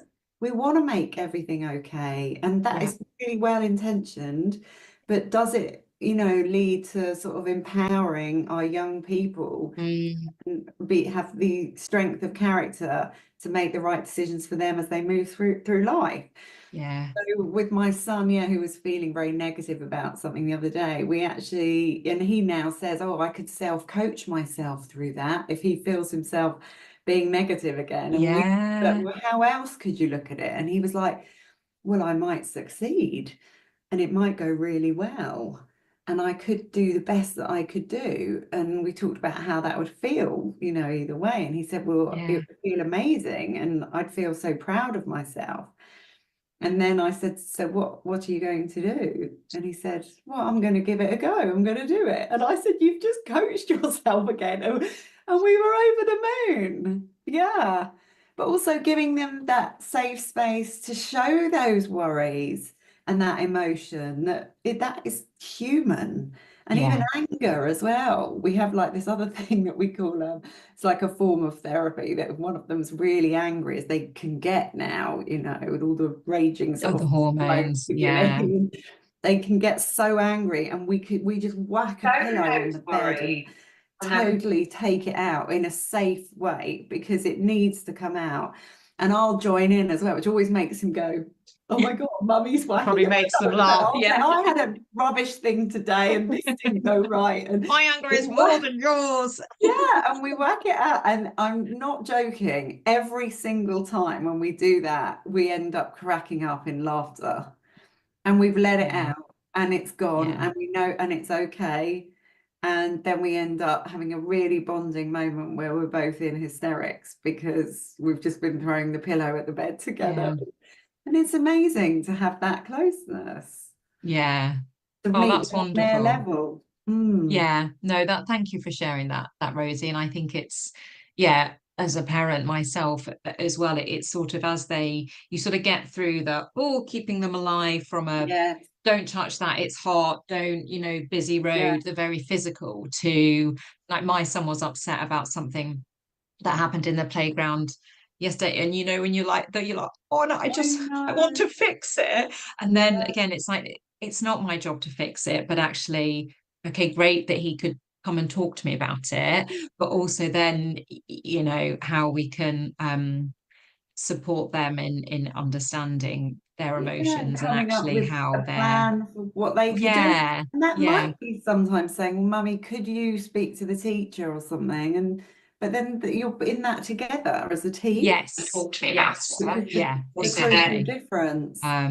Which is the crucial difference, as you Yeah, say, that's isn't it? great. Look, I'm really conscious of your time, Rosie. So I guess in terms of I guess as I said, we're the reason I'm doing the stream for Mind on Wednesday the 11th for the 15 hours is represents the statistics around Yeah. 1 in 15 will attempt suicide across a lifetime, which to me I was quite staggered with that statistic. Unbelievably startling statistic, I know.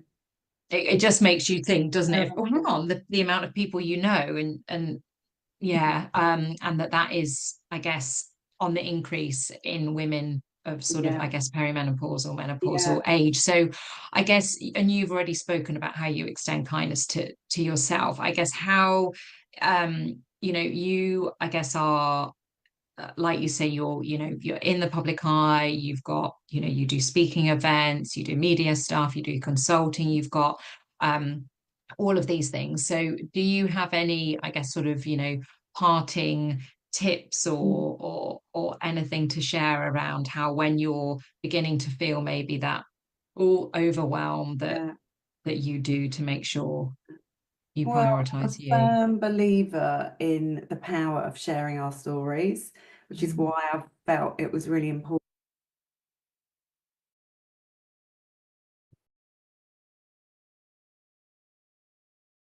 Okay, I'm really conscious of how late I am for Joe Ferroni. So apologies to those of you that were still listening in to Rosie, and I will play the the rest of it in a bit. Hi, Joe. How are you? I'm good, thank you, Kim. How are you faring? But do you know, good. I've just had, and I've got like crisp crumbs all over me. Apologies for, and also my phone is, I don't know, I was messaging you and then I was, oh, she's not replied. And then yeah, so I'm having a bit of a internet thing. So apologies, you're probably thinking, hello, where is she? No.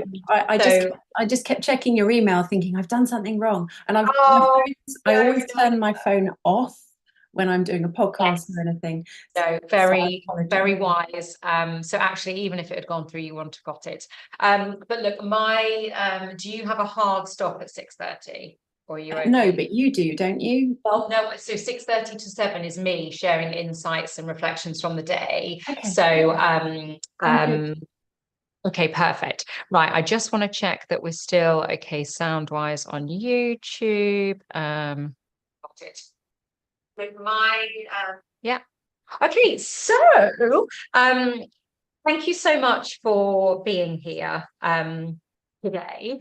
And I guess in way of sort of brief introduction, and then I'll ask obviously you to share in a bit more or detail.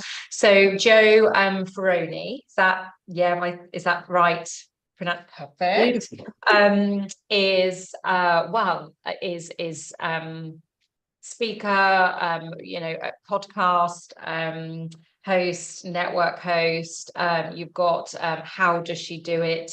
Company name. You've also got Soul Voice, and I can see some of your poetry behind there. So I was just trying to think. So we met initially. It was through a networking call, wasn't it? Was it with It was with Nicola. It was with Nicola, wasn't it? Yes. Yeah. And then we connected, and I remember I was really, really early into, so I think it was April time, and you kindly shared with me a poem.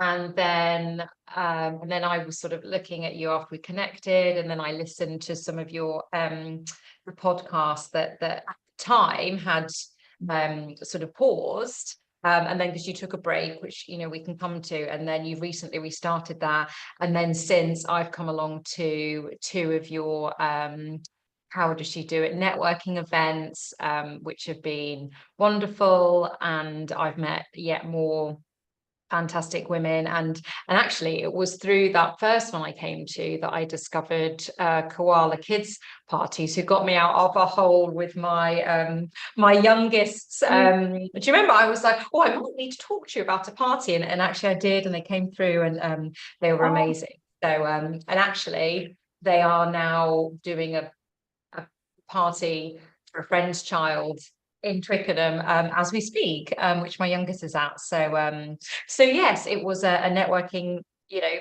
I didn't even expect would reap so many benefits, but yes. So as you can tell, it's that time of day, I'm beginning to ramble a bit more than I normally do. So tell us then, Joe, a bit more about you, I guess, and what's brought you to where you are now, and particularly with your sort of businesses as well. Well, that's a big question. I will try and be as concise as possible, but while still giving you time to take crisps off your top if you've still got crisps. Well, thank you for that. And what you've just said has absolutely emphasized the power of networking. You never know what's going to come from a connection.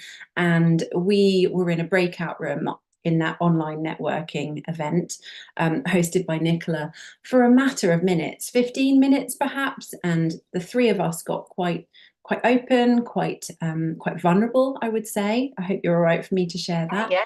And this is something that I think a lot of people who do networking or hear about networking don't necessarily assume would be the case.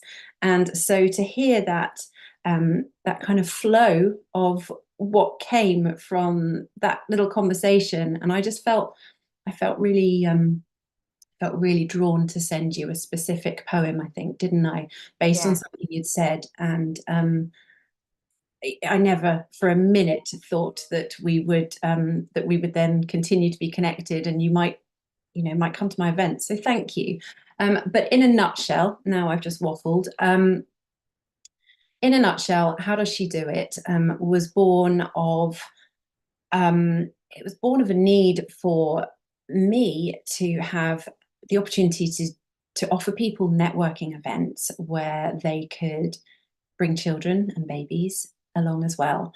Because when my children were younger and I was starting my business, I had to literally juggle all the plates to try and just get to an event, let alone go to an event regularly and perhaps thrive and watch my business thrive from it.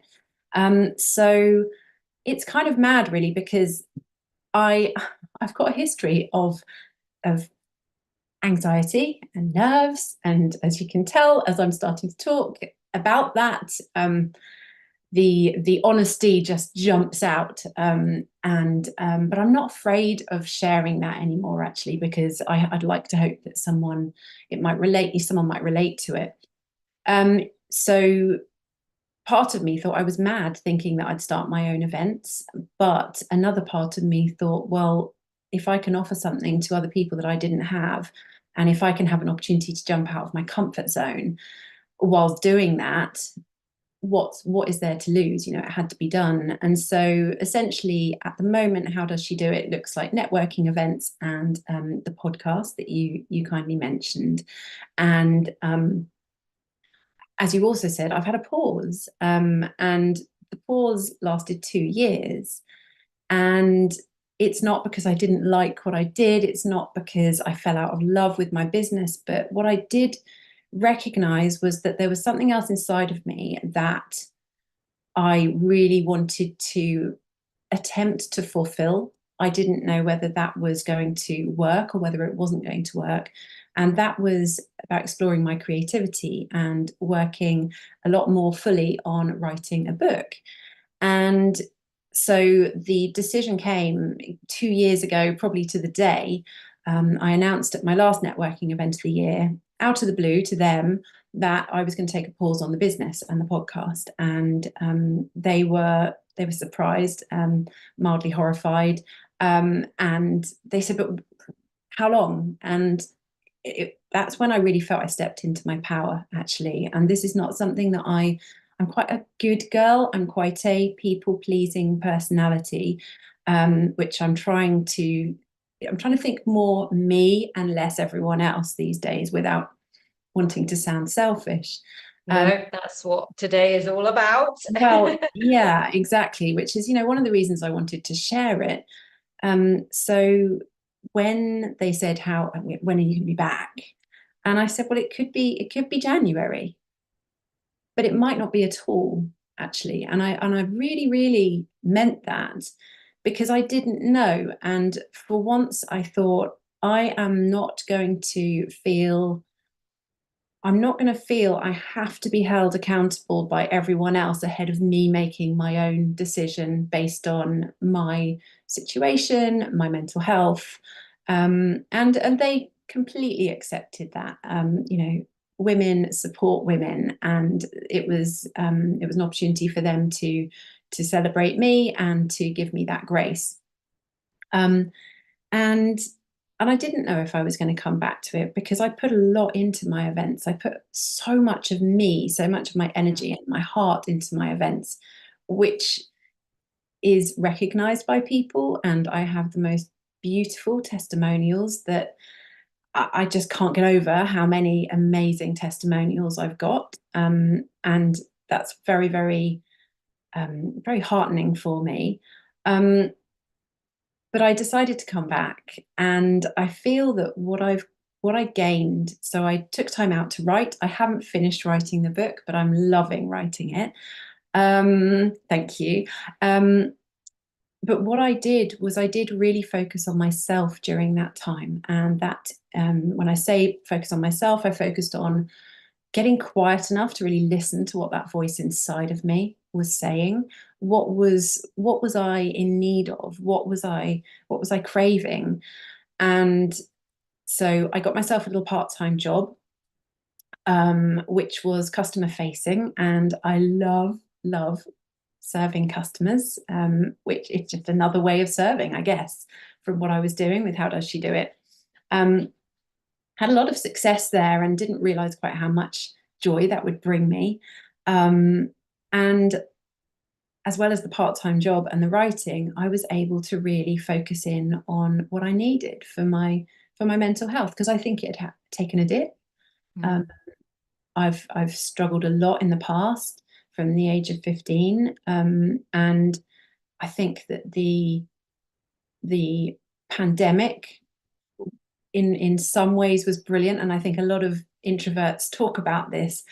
In a way, the pandemic was really quite I don't think safe's the right word, but you know what I mean, in terms of we were isolated. We had that isolation. Yeah, which, almost that protection. I was able to turn into solitude in the times when my mind wasn't racing at 1,000,000 miles an hour and I wasn't panicking. But, I really was able to dig deep at that time and to really focus on sort of self-care and self-kindness.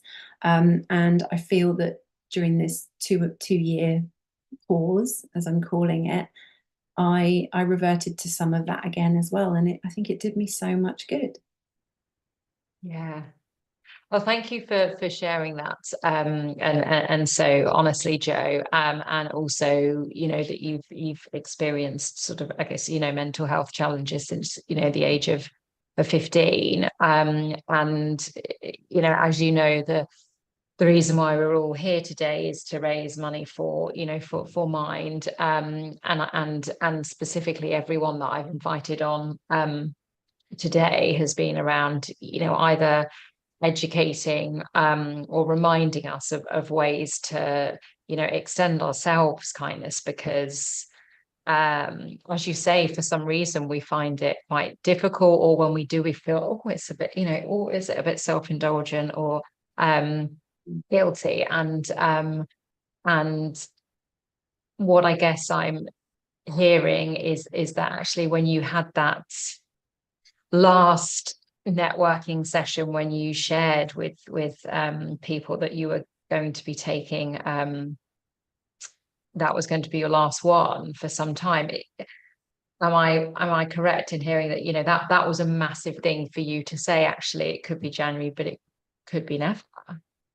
Yeah, it was really big. And I think that's something as women that we very much can allow to affect our decision making or our hesitation in decision making. And I hear this, I speak for myself, but I also hear this from clients and people in the community, is that we worry more about what other people think than actually what we think and what we feel and what we need. And that's been a massive observation. And yeah, it's been a massive observation that I have recognized, like I say, in myself and others. And yet we really, really, I think that we need to remember, and I do speak to people about this, that it's not selfish to do something because we feel it's what we need. And not only is it going to do us good to do something that is within us and is, like I say, that little voice is crying out, it's trying to be heard. But when we do this, it doesn't just benefit us, it benefits those around us as well. So whether we've got family, whether we're caring for elderly parents, all of the different things, I believe that if we can almost see self-care and self-kindness as ploughing an investment, if you like, into ourselves, rather than feeling the guilt that or that you're being what's the word? You're not being responsible, and who am I to give myself some time? Rather than that, if we could just tweak it a little bit and see it as an investment in ourselves. And if it takes just talking about benefiting others at the detriment to yourself, almost do that, so because we're so worried about it being seen to be just doing something for us. If it helps you to say that because I'm doing something for me, I'm going to be a less snappy mum or you know, a more conscientious daughter, then that's really good all round, isn't it? Mm. And I think it's also you know, we've sort of grown up, and particularly as, you know, girls, and I think one of the speakers mentioned it earlier in terms of, you know, oh, be kind to others and look up for other people, and, you know, all, you don't want to hurt people's feelings and be kind. And you know, I'm not suggesting that we don't want people to do that. Obviously we do, but yes, we don't grow up with it all, but make sure you know, extend yourself loads of that stuff as well. So actually it's sort of no surprise that we you know, when we become more sort of conscious and over what other people think, that we do that. So I had a question on the tip of my tongue, Jo. Now I can read a poem whilst you think, if you want. you know, how lovely. Yeah, so you read a poem while I think. Just take a breath. In fact, this is probably quite an apt one. I just went through my notes on my phone and typed in kindness, and I thought I'd see if I had any poems that referenced kindness. And I found Shall three. I, do you know what, I might, and I'll go off camera because Oh, I no, think it's okay, yeah, no, if you'd rather, because you might no, go. I just mean, no, I mean, I don't mind. I'm like, oh God, definitely look different to how I did earlier this morning. But no, just if you know, for people to connect with it. You look gorgeous. Oh no. Okay, I go on. Over to you. I'm gonna put myself on mute. So this one's called Take a Minute. I wrote it in September. It's quite a recent one. Take a minute, be still, slow your breath. Notice blessings, let go of the rest. Relish good things, no matter how small. Like a snow globe, let your concerns fall. Be present, simply settle mind. No fast forwarding, neither rewind. Just be, that is all you need do. Reveal the very calmest of you.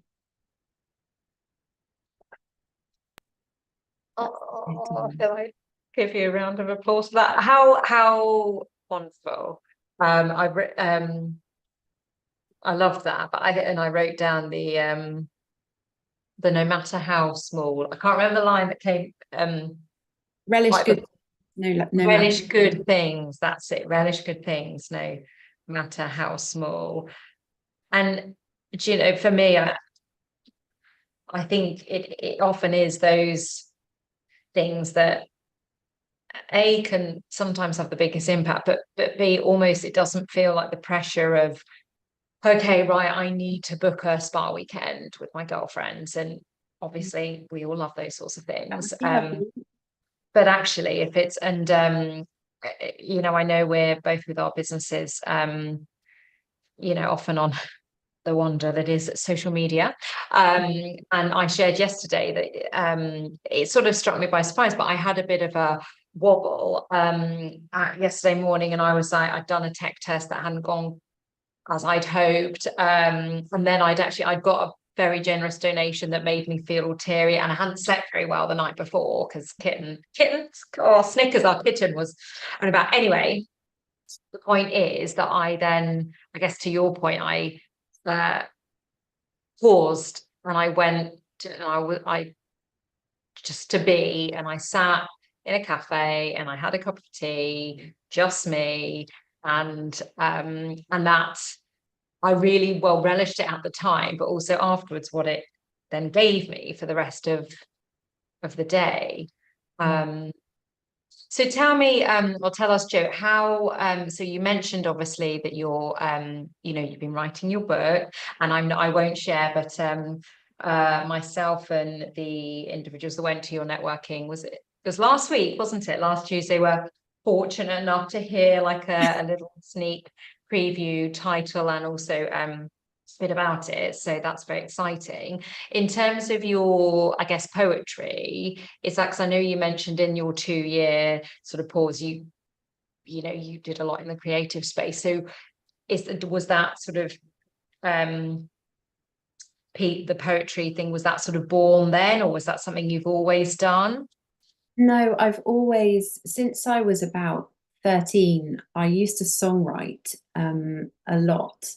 And so, I mean, I've got some crackers that I would never, I might share at a Christmas party one time, but I, you know, as a bit of a joke, but no, so I've always written songs. I think I started writing poetry about 10 years ago. And I feel that during the pandemic onwards, I would say that it kind of got it I came back to it, I guess, and it feels as though when you allow yourself to the grace to do something like that, to just explore your words, they just keep coming. And I've now got hundreds, and Wow. it's quite funny looking at them. I remember them. I remember them from when I wrote them. Some of them are years old, some of them are more recent. But I just love doing it. You know how people talk about getting in the flow with something? Yeah. Well, poetry and songwriting is something, they are areas, any kind of writing, I think. I just get in the flow, and I wouldn't notice anything going on around me if Right. if I had words. As I say to my boys, when a poem arrives, I really can't hear, I can't even hear like a train going along. It takes away from what's in my head. So if a poem comes to me and my boys are around, or my husband, I just have to now go, I've got words, shh, I've got words. And they just know. So everyone just, don't come and ask me something, because I really don't want to lose it. It feels really precious to be able to hang on to them and allow them to kind of roll onto the page. Oh my goodness, how wonderful. What a gift. And well, I would love, and I'm sure everyone else listening live or afterwards on the recording would love to hear some more of your poetry, If that's Jo. all right. I realised Okay. the first one I read didn't have kindness in it, but I think I must have seen the one and it said about taking a minute. I thought, well, that needed to Oh be. no, and it talked about pause. I think these two will. So shall I just do one after another? Yeah, please, if you're comfortable. Okay, so this one was only written in May, actually, and it might make me a bit emotional. It's very personal, but I want people might resonate with it.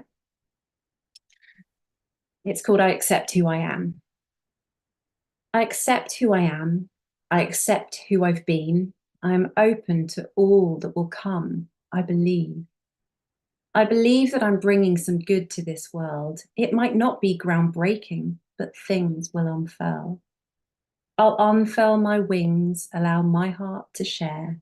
Like a rose as it blooms, sends out scent in the air. I will bring people love, and I'll lift people up. I'll bolster their confidence and help fill their cup. I'll encourage self-kindness. I'll model self-care. Make others feel better. To be, not compare.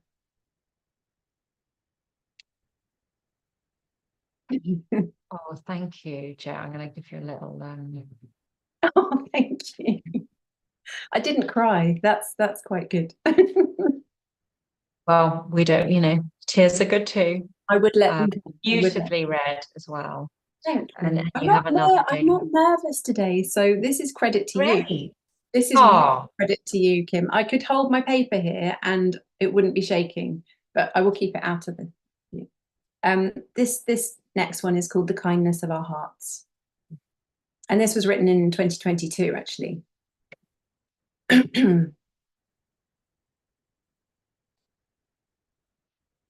I hope for peace and unity, and dream of smiles and joy. The kindness of our hearts is something we should all employ. Don't be afraid to show you care. Reach out, offer your love. Then notice how it multiplies like star-filled skies above. Your heart, it wants to gleam and shine, not be masked or hidden. Good energy must be released to raise the world's vibration. Try not to hold on to your love. It should not be contained. By all means, love yourself, but share with others. Don't abstain. We might feel insignificant, that our actions make no change. But if we do a little bit, then peace and love will reign. In case you don't know where to start, step outside, breathe fresh air, and take a mindful walk. Notice magic everywhere. I feel like I shouldn't speak. They're so so beautiful. Thank you. Thank you for sharing those. That was really I hope really special. they came across well. They came across wonderfully, as do you. And I think, I know we've only known each other, a few months, but you are, such an authentic person, and you share vulnerabilities, and you support and encourage others to do so, which is, a very special, and needed gift, particularly in life can be very difficult, and people going through all sorts, and yes, I have no doubt that you'll continue to do that through your podcast, which is called How Does She Do It, with Jo Faroni, through your networking events, and then your poetry, which you sort of brand under Soul Voice. Yeah. Really wonderful. Well, before I let you go and have your evening, Jo, I would love to, and again, clearly you have been on your own journey through, the pause, and I guess what you're doing now with your writing and everything. But so what's your go-to in terms of how you show your self-kindness? I do a lot of meditation, and I do EFT tapping as well, emotional freedom technique, which I know that Hence why you knew what it stood for earlier when you said in the comment. I tried throughout this morning. It's horrible when your mind goes blank, isn't it? Yeah. And I love to sing. I love the resonance of the voice, whether that's spoken or sung. I just, writing has got to be there as well. And what I would say, if there's anyone out there thinking, I just don't know where to start, self-care isn't for me, or I haven't got money to do spa breaks, it really can be so simple. And I know you've had people talking about breath work today. Breath work is one of the most simple yet incredibly powerful forces that we have at our fingertips. We don't have to go somewhere special. We don't have to be somewhere in a room on our own. We can do it standing in a queue. And that can regulate your stress levels and really turn a day around. So I would say that things that I feel are most effective for me are actually really quite simple things, but it's just about affording ourselves that time and not feeling guilty, and that we should be busy doing other things. I think that's really important. Hugely, yeah. Thank you, Jo. And so I know I mentioned sort of the podcast and things, but what if people want to understand more about what you do, the services that you offer, and contact you? What's the best way? I would say my Instagram is really the best way, because you can go to a link in the bio there, which sends you off to the networking and the podcast and me. And that's at How Does She Do It? Life, L-I-F-E at the end.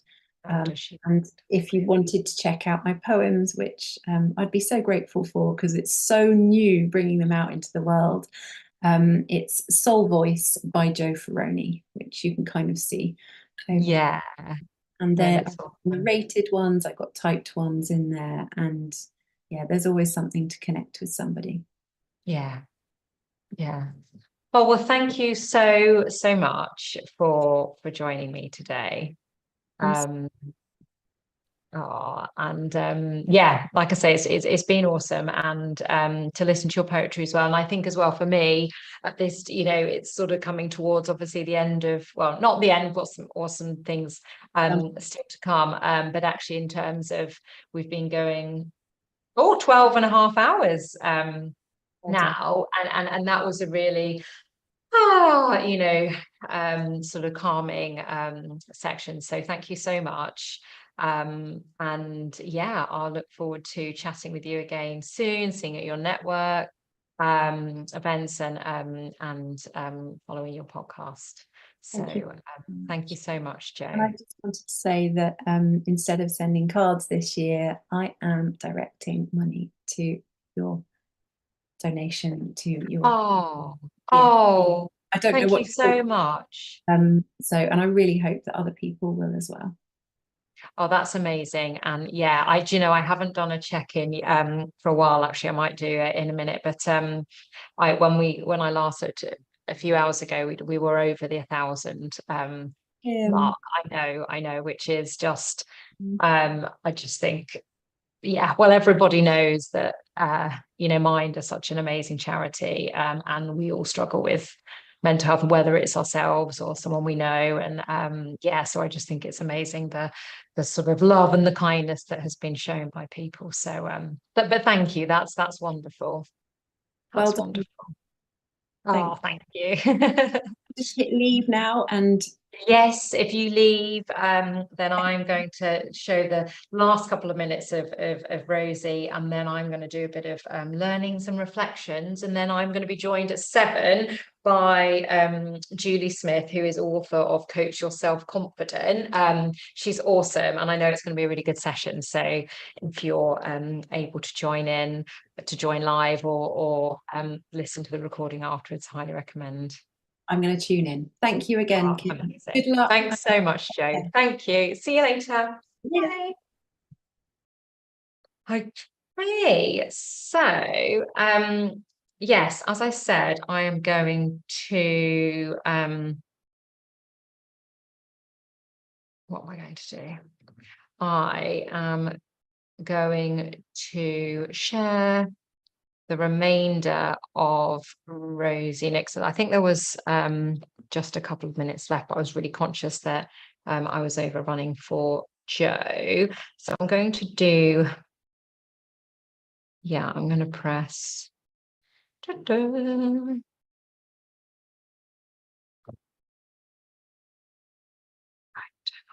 Just play it now. Press the play button. My good, oh my Lord. No, don't do that. Important to be authentic and honest about my own, because people need. So, it's gone back to the beginning. Hang on. I think we were about 2.5 minutes. Be authentic and honest about my own, because I guess how you I guess are like you say, you're in the public eye, you've got you do speaking events, you do media stuff, you do consulting, you've got all of these things. So do you have any, I guess, sort of parting tips or anything to share around how, when you're beginning to feel maybe that all overwhelmed, that you do to make sure you prioritize you? I'm a firm believer in the power of sharing our stories, which is why I felt it was really important to be authentic and honest about my own, because people need to realize that life isn't as perfect as an Instagram square for anybody day to day. And I think through love and communication are the two sort of things that will get us through life. So if you are suffering, please talk to somebody or reach out to somebody. You know, the chances are that person, as we've talked about as well with kindness, you know, will feel so happy to extend whatever they can, you know, Yeah. direction, even if that is just an ear at the end of the Yeah. phone. You know, there is always help out there, and there are so many charities like Mind who are always there 24/7. Yeah. But please don't suffer in silence. And you know, you can bet that what you're going through, somebody else is going through too. So you're not on your own. Yeah. Amazing.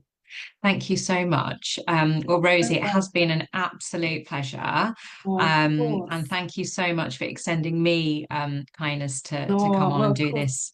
I think it's today. a brilliant idea, and it's really lovely to think you'll be flooding platforms with kindness. Yeah, so please do, you know, add me as a collaborator on the Wednesday.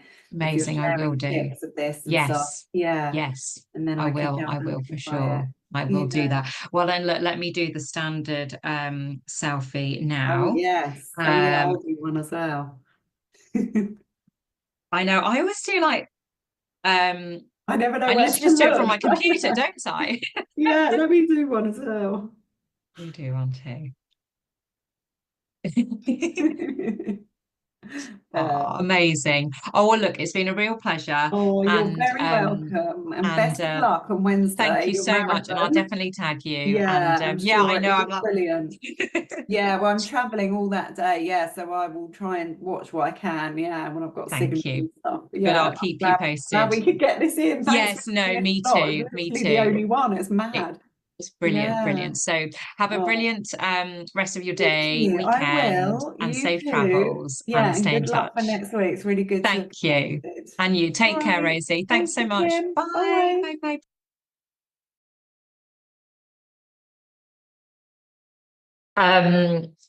Do you know, Rosie, if you are listening or tuned in, my phone is just on a total. I've been trying to upload, and it wouldn't let me add you as a collaborator. But anyway, we'll do some of that stuff afterwards. But oh my goodness, I loved my chat with Rosie, and I was saying to a few friends when I was, because I did it on Friday, and I was like, oh my goodness, I'm gonna have to like not fangirl on Rosie, but anyway, oh well, I just have now on live streaming.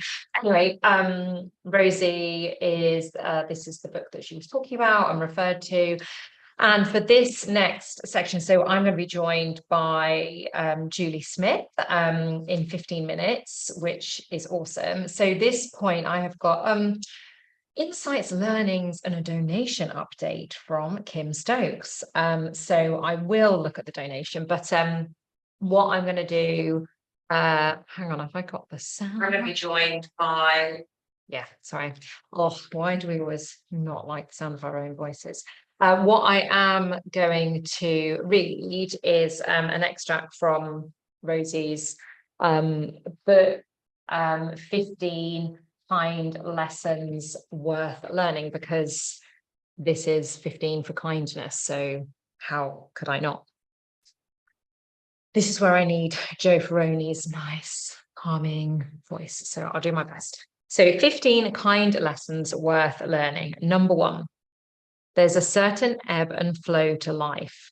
Happiness won't be constant, and that's okay.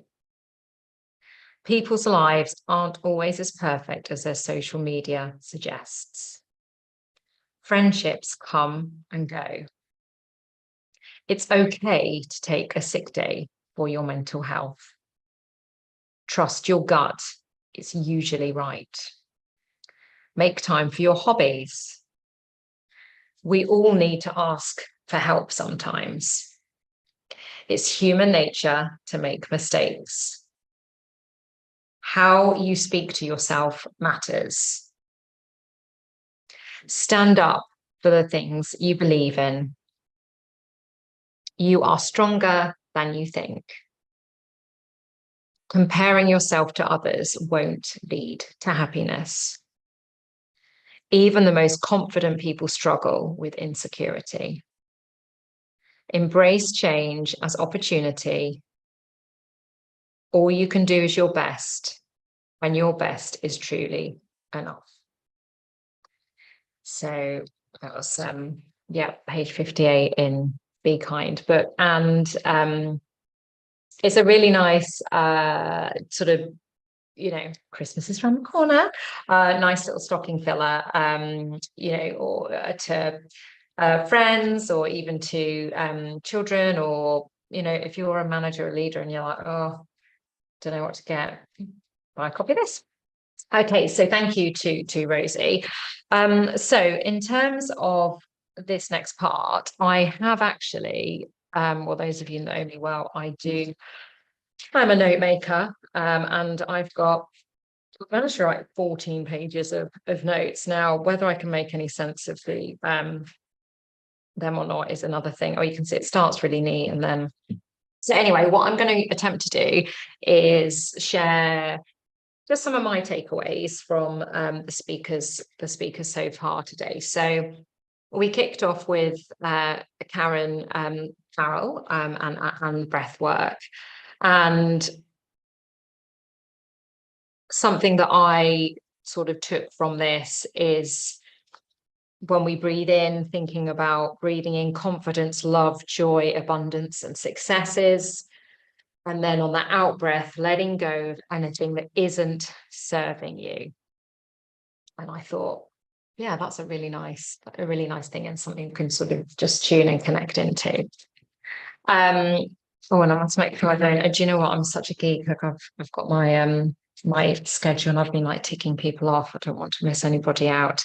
We then had Faye come into the studio for the facial massage, and I think for that it was again the power of just taking a little bit of time, and again, particularly when she was doing the sort of the back of the head, and I know I carry a lot of my sort of tension and stress up there.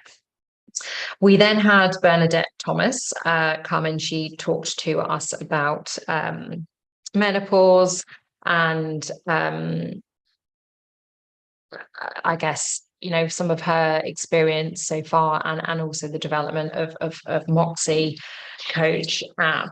Sorry, I'm just trying to look at my notes. Oh yes, the takeaway, well, there's lots, but I'll try and keep it concise as much as I can. 30% of our lives as women are spent within the menopause. Isn't that crazy? And actually, in terms of funding that goes towards understanding that, or understanding ourselves, no way near matches that well at all. Laura Willis then joined us all around improving our digital harmony, and I am going to share Esprit, which, if I've written this down right, was someone, a person called Gloria Mark.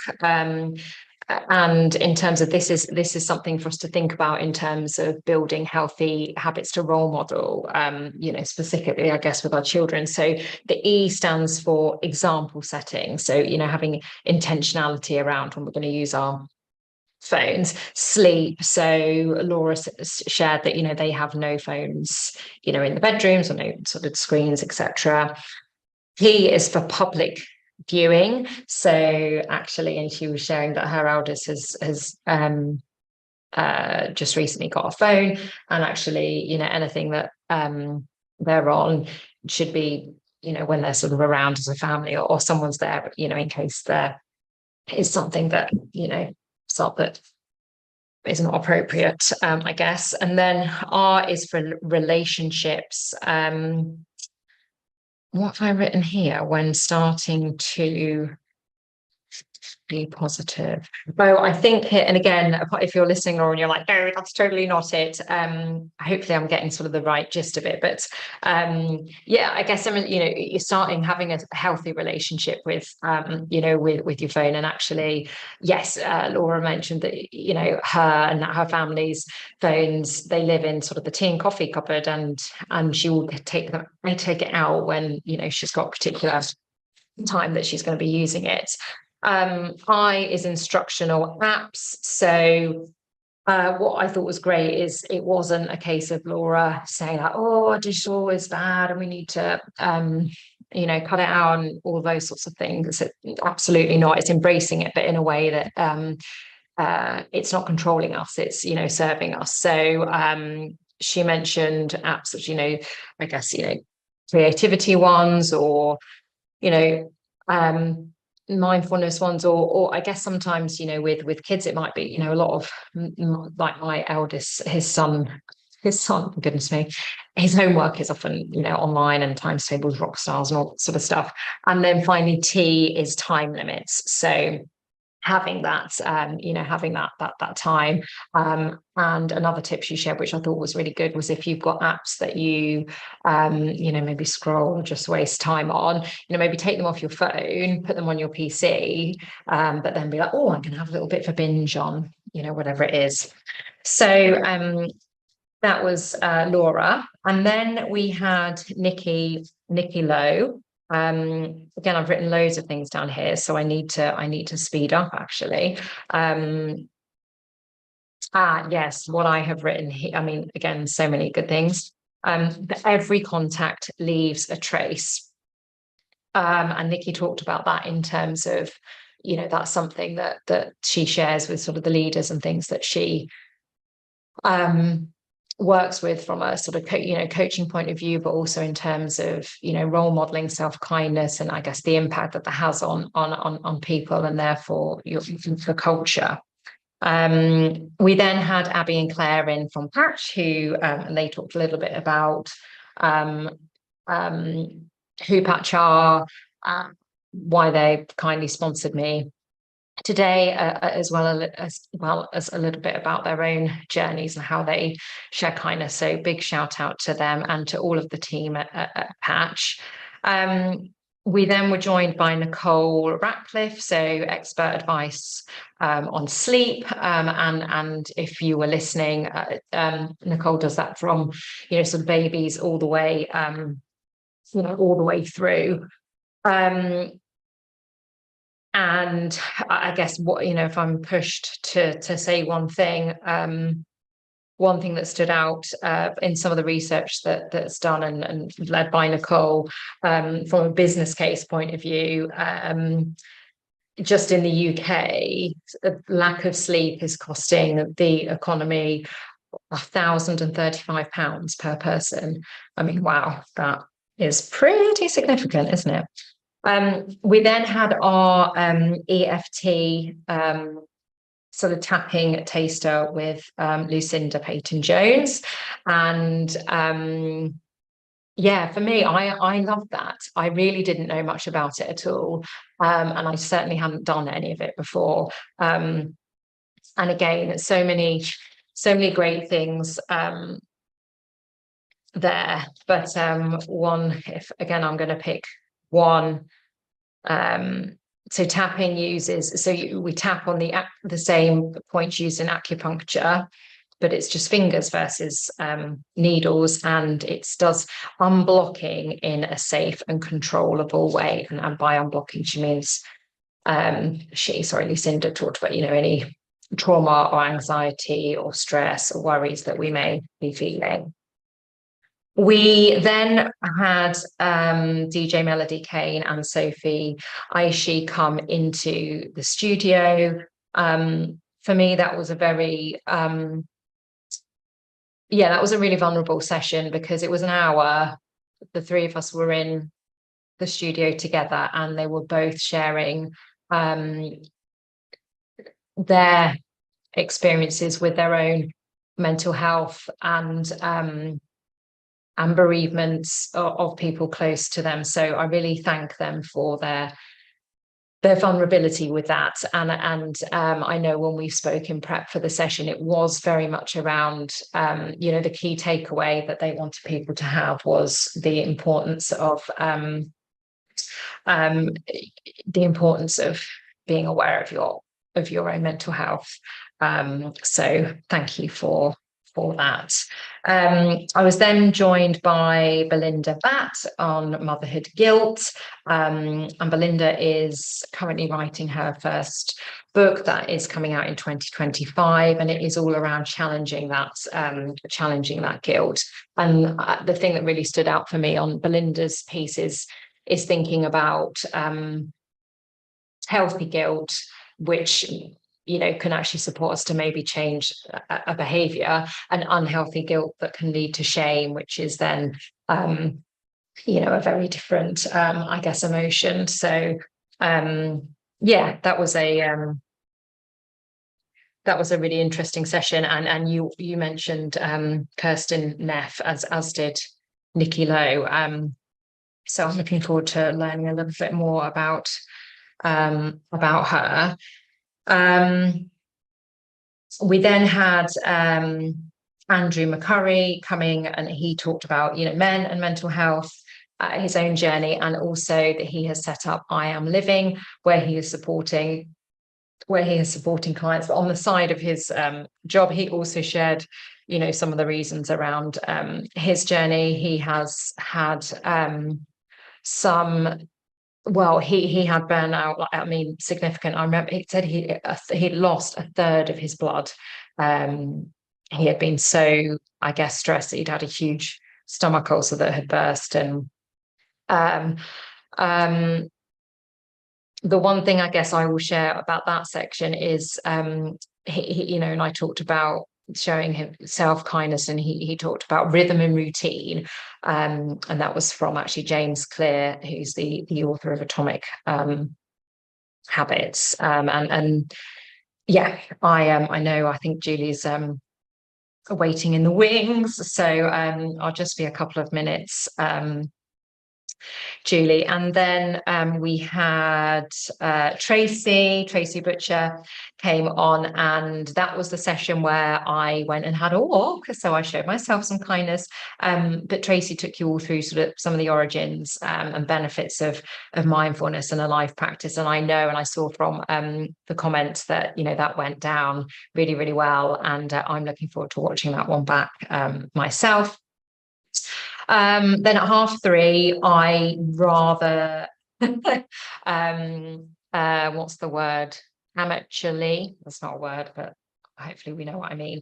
Played a pre-recorded session with Graham Alcott, an interview that I did about his book Kind, and actually didn't get to finish that. So if I don't have a chance, which I don't think I will now, I will share that in the link. And I love the piece about nice and kind, and Salted Caramel, Truth and Grace. If you're like, what, you go back and watch it, or buy books. I've just seen, sorry, I've got to share. My sister has just said, your little nephew says hiya, Kimmy. Oh, that's my 2-year-old nephew in Ireland.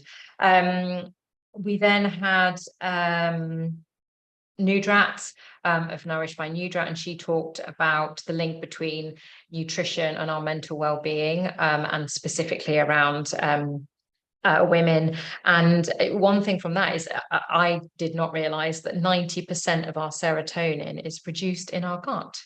Who knew? I mean, maybe you did. I did not.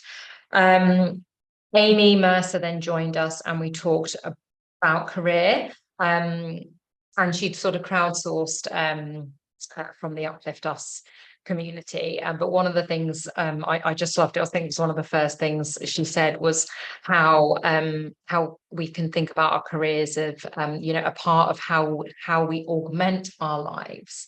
I love that, rather than it just like defining us, so to speak. And then I played more successfous the pre-recorded session of my interview with Rosie Nixon, previous editor and editor-in-chief at Hello, author of novels, and then Sneaky Kind. And then I have just had the pleasure of being with Jo Faroni. So she shared some personal stories and some poetry with us, which was wonderful. So now, without further ado, I am just going to bring in Julie and also thank her for her patience. Hi, Julie. Hello. How are you getting on? How are you?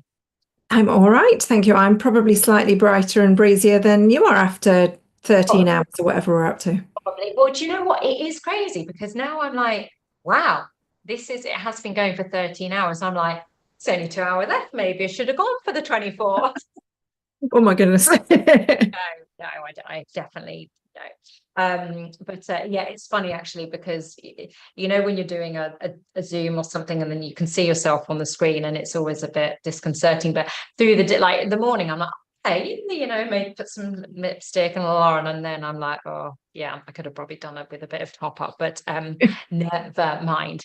So I would do sort of a very brief introduction of mainly about like how we know each other and why I've asked you here today, and then then we can dive in. So Julie and I had the pleasure of working together at PepsiCo years ago.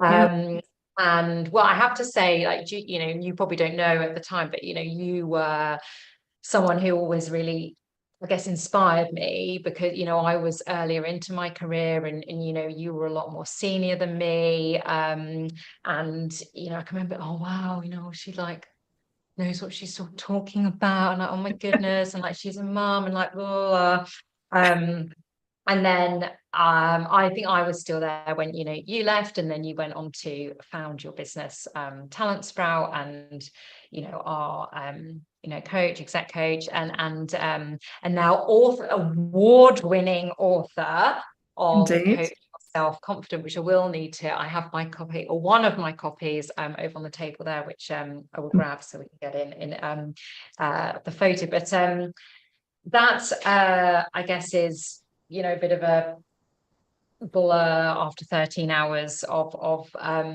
who you are, but yeah, it would be, I guess, great to hear a little bit more about who you are, and then we can sort of dive into what's behind Coach Yourself Confident. Yeah, no worries. That was very lovely what you said. I mean, it did remind me that I'm older than you as well, but that's fine. That's I was like, you unavoidable. were less experienced. I was, I know exactly what you meant. So yeah, I'd maybe just say a little bit more about what I do now. So what I've done since almost 15 years ago that I left Pepsi. It'll be 15 years in April. Set up Talent Sprout. So I'm a coach, work with individuals, work with exec teams, also enjoy doing sort of leadership programs, culture change work, that sort of territory, across organizations. And well, it's gone pretty well. It's still going almost 15 years later. Lots of really fascinating clients, lots of opportunity to learn about other different sectors, lots of fun. Yeah, amazing. And like you say, 15 years, that's that's crazy. So you I'm just trying to remember, so was it this year, was it February? It was this year, Oh, February. well, yes, what a year. So yes, you had your book Coach Yourself Confident published. You can see some nice shiny copies behind you, as well as your award that you got recently. So talk to me then a little bit, what inspired you to write Coach Yourself Confident? Yeah, I think there's probably sort of two threads to that answer. So the first thing I'd say, that as a coach, I've come across so many people who don't fully know how brilliant they are, can't quite own their strengths and their achievements and their brilliance. And I think that's often about confidence, that it's their sort of self-doubt gets in the way of them really seeing themselves fully. So they almost see all the good things smaller than they really are, and any kind of opportunity areas or faults or mistakes they see bigger than they really are. So there's something a bit sort of screwy about the way that they see themselves, and I think it really struck me that actually there are a lot of times that confidence comes up, and sometimes it's sort of the headline act. So somebody will come and say, I'd like to work on my confidence, I feel like it's my kind of self-doubt is holding me back. But more often they might a leader might come and say, I want to work on being more strategic. actually, when you start to do the work and you start to get beneath the surface, what you get to reasonably quickly sometimes is it's something about the way they see themselves. So they sort of don't, those strategic people are those really clever people over there. That's not me. Somehow I've got away with it so far, and I've sort of Yes. bluffed my way to this point in the organization, but I don't really do that. And that's more about confidence. So I think I was just really aware of how many times it's cropped up in leadership coaching.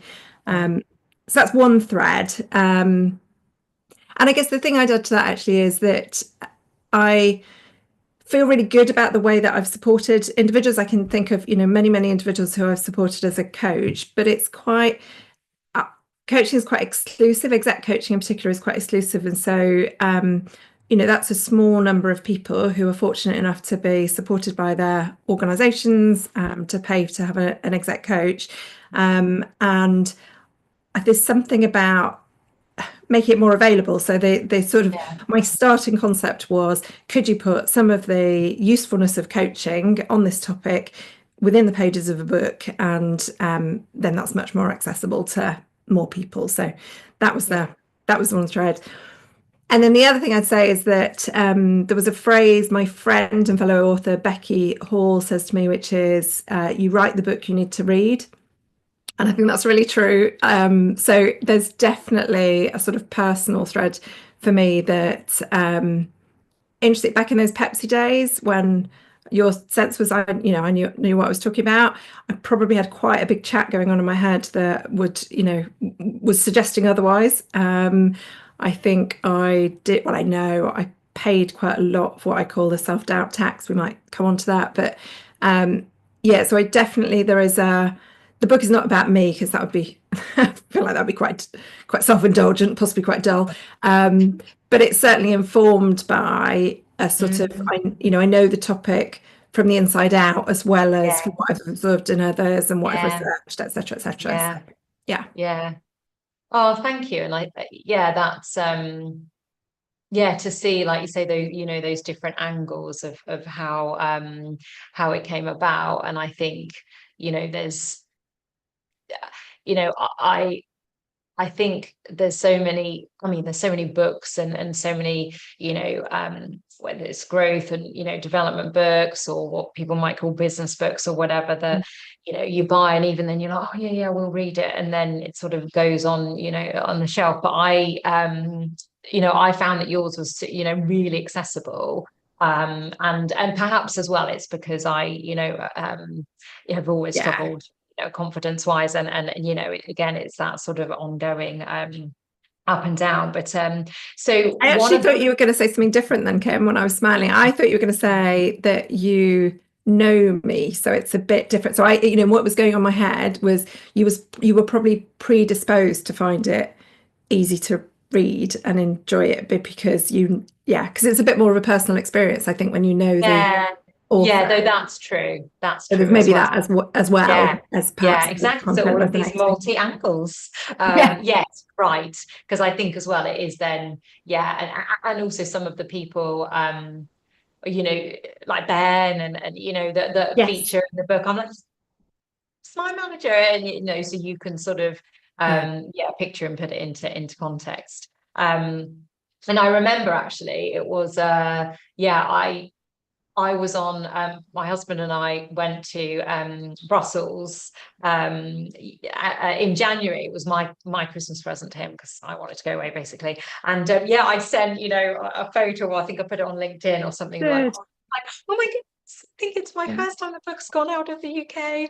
But so one of the things I love the most about is the work, and I guess the words and exercises around our inner critic. And actually, in a speaker before, Amy mentioned, she was like, oh yeah, Kim, and we've talked about Gertrude. And you are basically, you brought Gertrude to life for me. And if people were like, what is she talking about? And I've shared on social media and stuff as well. That's sort of came from when I read Coach Yourself Confident, and I know I won't reveal the name, but and whether you want to or not is up to you. But we've talked as well about, you know, your inner critic. So talk to me a little bit about why that's such a big feature in, you know, in the book. So I'll talk maybe a little bit about kind of how I see the inner critic, and then maybe why I think it's helpful to have a name. Very happy to share the name of mine, but maybe a little bit about articulated question, Julie. Not at all. Yes, we could have a bit of coaching right now, Kim, but that's not what we're here for. It's not what we're here for. I'll let you off. So I guess the inner critic to me is that sort of pesky inner voice that can be quite distracting from what we're actually doing. So, you know, I'm not hearing it at the moment, but if I had a sort of commentary going on in my head about, you know, you're not sounding very clear, you don't sound very impressive, why would anybody want to, you know, people would be wondering how on earth you managed to write a book, you can't string a sentence together. If I had that sort of commentary, you can tell I can channel it quite easily, then I would have half my mind on that, and actually the sort of need would be to do a really good job. But the irony is the sort of distracting perspective of the inner critic is making it harder for me to do a good job. And I think it's really natural. I don't think everybody has an inner critic, but many of us do, and it's really well intended. So Nigel is my inner critic. I do know that Nigel is trying to keep me safe. So fundamentally, Nigel's trying to keep me safe, and that's a kind of wonderful intention. But his thinking is a bit faulty. So in particular, Nigel suggests to me that he wants to keep me safe by reminding me that I should maintain very, very high standards at all times. So that's a sort of be perfect voice from Nigel.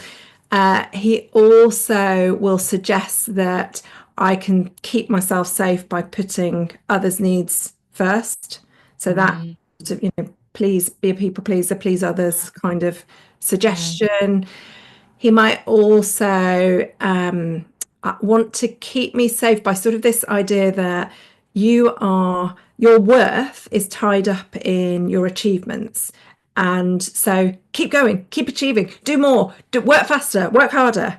And all of that is from this place of wanting to keep me safe, but actually is really undermining, both from the fact that it's sort of distracting in the moment, and because I might not do something because Nigel has a little point of view on it.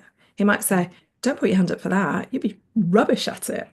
And if I listen to him, then I might miss out, or I might over prep dramatically because Nigel says, you know, you can't just pitch up and do this conversation with Kim. Who do you think you are? You need to prepare. You need to read your own book and remind yourself of everything that's in it.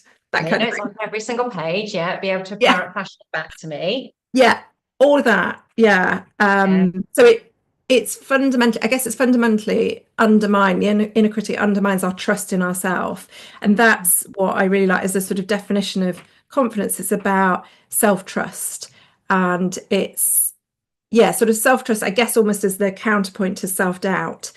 And our inner critic is much more about sort of feeding self-doubt and undermining self-trust. Yeah, wow. I just wrote that down. I was like, oh yeah, I like that. Thank you, Julie. And I guess, you know, you clearly know Nigel now very well. And you know, the way, you I think as well, what struck me when I read the book and when I did, you know, drew what came to be Gertrude, and all of that was I think before, when I thought about my inner critic, now Gertrude, I've always thought, okay, what I need to do is basically tell her to shut up and you're wrong, and how, you know, just try and make her go away. and I think it was really the first time where, you know, and it was a bit of an aha moment for me that actually, well, that I could probably spend the rest of my life trying to make her go away or shut up, which is probably going to make her louder. But actually, if I reframed in that way of, no, she is there for a reason, and she is trying to protect me, and it's not, you know, her and I don't have to be best friends. But I can acknowledge, and I know you talk in, I think there's a bit in the book where you say, you know, so Nigel might have been saying to you, or you shouldn't speak up in that meeting because, you know, you don't know what you're talking about or something. And you might be like, okay, thanks, Nigel, I hear what you're saying, but actually I have got a point of view to add, and, you know, I think it's going to be valued. So Yeah. you're sort of acknowledging and be like, okay, Yeah. And for Absolutely. me, that's been like a game changer. Which is brilliant. I mean, that's fantastic to hear. And I think it's, as you said, it's almost like, you know, yeah, thanks, Nigel, I hear you. I've got it from here.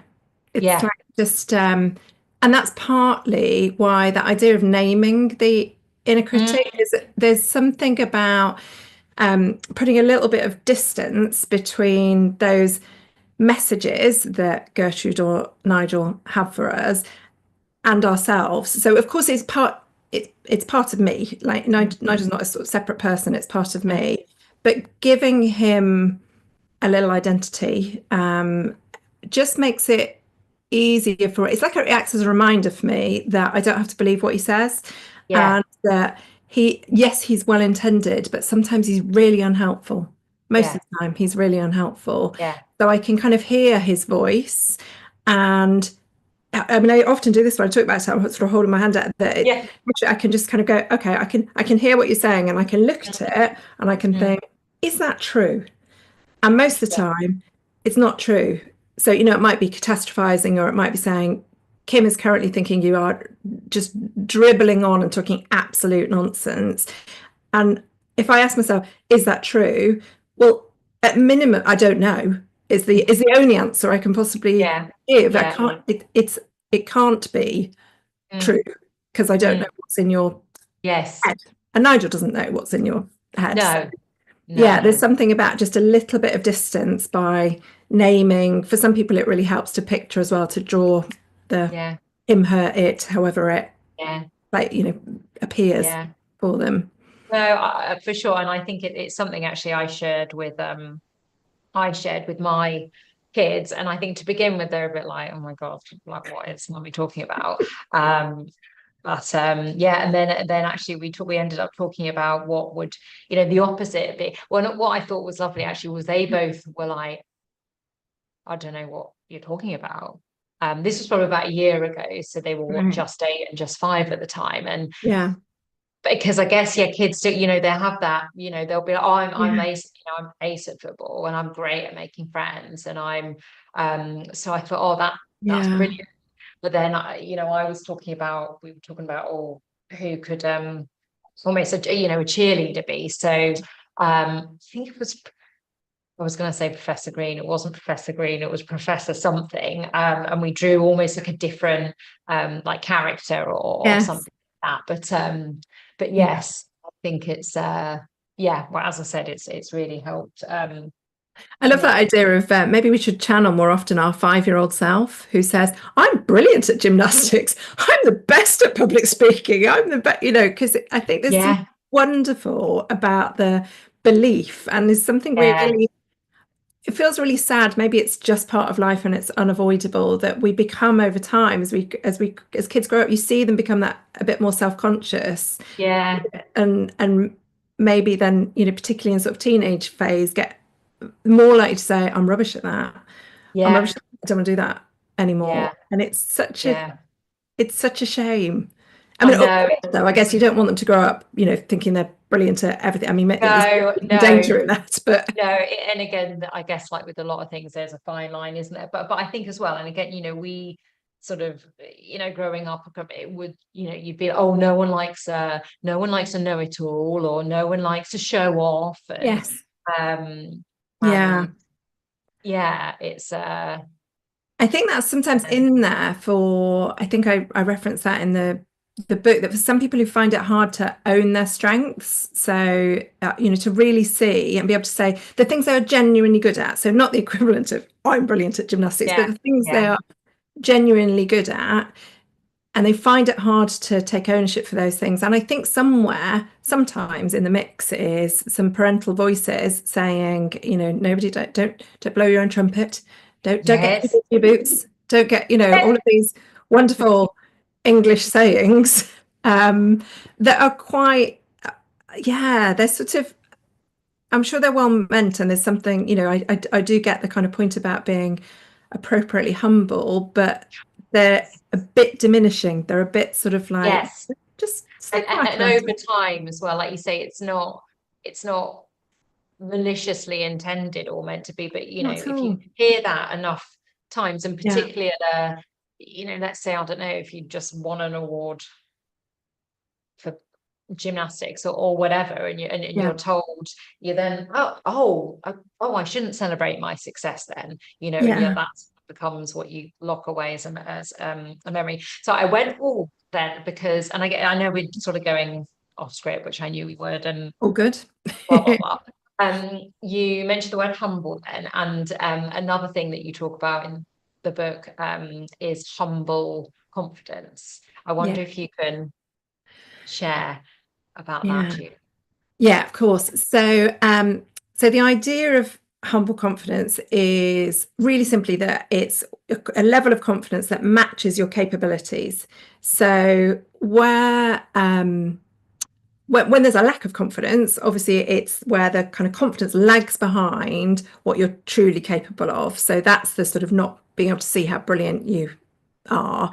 And that's what I wrote the book about, really, is about sort of closing that gap and being able to see more clearly what I'm good at, what I'm not good at. Like, that's fine. It's having a clear perspective on what I bring, and that confidence matches capability. So it's not sort of diminishing self-doubt, but it's also not kind of empty ego or overconfidence. It's not, you know, that would be going the other way, where confidence outstrips capability. And there's probably a separate book to be written about that. And I would probably struggle not to mention a number of male political figures that pop into my mind. But there's so the humble confidence is that sort of, but that balance. It's grounded. It's it kind of seeing yourself in the way that others around you can see you. And there's something that goes along with that I really like, or that I call the humble confidence mantra. Nigel had a little opinion there, by the way, about you really like it, do you? Oh, well done, you, clever. Anyway, the humble confidence, your own trumpet, Julie, is I'm good enough and I can be better. And I just really like it because I feel like it's a truth. I feel like there's something about kind of owning your strengths. There's something about seeing the reality, and there's something about I can be better, like I can improve. It's sort of growth mindset territory. So I'm good enough. I can always get better. This session that I'm doing now, the way I'm talking about it, it's good enough. It's good enough. Could it be better next time? Maybe. Is that a problem? Is that something I'm going to beat myself up about? No. So it's not sort of attached to striving. It's got to be better. It must be better. It must be this sort of standard to reach. It's just an idea of both. It's good enough, and I can feel really pleased and satisfied about that. And I can recognize that we're never the finished article as human beings. There's always development to do. So I can be better. Yeah. And again, as you're saying that, I'm like, yes, that was another nugget. Nigel, we hear you, but that is brilliant. So, you know, go and play with Gertrude for a bit. But no, I'm good enough and I can be better. And I think, you know, and that piece you said there about we're never the finished article, I remember a boss that I won't mention her name because she might not want me to, but so a boss that I had at PepsiCo had got, you know, she was not long back from a maternity leave, and I can remember, so you know, I was doing a grievance actually of and it was someone really senior, which obviously politically is always a little bit tricky. Yeah. And I think it was sort of the first one, a particularly high profile one. And I can remember, you know, in a one-to-one speaking, being like, oh, you know, I'm a bit, you know, I probably had zero confidence in, you know, capabilities and how handling it, and basically wanting some advice. And I can remember she shared two things, and one was she said, oh my goodness, she was like, oh, I can't remember the last time I did a grievance. Don't think I'd even remember what the process is. And secondly, she said, at the moment, I'm just like, please, I haven't got sacked since, because she'd not long been come back from maternity leave. And I'm ashamed to say, at the time, I thought, oh my goodness, like, what do you mean you don't know the grievance process because you're like senior director or whatever you are, and you should know this stuff? Like, what? And secondly, okay, I don't even understand where you're coming from in the, like, you're just trying to, you know, you're happy you haven't got to find out what. And I just had zero understanding, and I still remember just being like, but that's the whole point of getting to a senior level, that you just know everything, and Yeah. you're openly telling me that you don't. This Yeah. is very strange. But now I think, you know, I wish I could go back to that moment, be like, oh, thank you for being Yes. so honest and vulnerable, and also showing me that it's okay not to have all the answers, and no one has all the answers. Yeah. Yeah. But I did, you know, I didn't, and you know, whatever the why behind that is not important. But I think that you know, we're never the finished article, and Yeah. I think And is that, I feel like that's really important. There's something more in there about kind of as we develop, as I see people maybe earlier in their careers develop and look at what do I need to be? How do I need to be in one of those big jobs? It's so interesting, isn't it, that actually a lot of the time we might be holding assumptions that we don't even know we're holding. We don't even realize it's an assumption, but the sort of, you know, well, they'll know everything. God, that's a heavy weight to really, if that's what you have to do, if that's what that looks like, that's pretty off-putting, because it sounds as impossible as it is.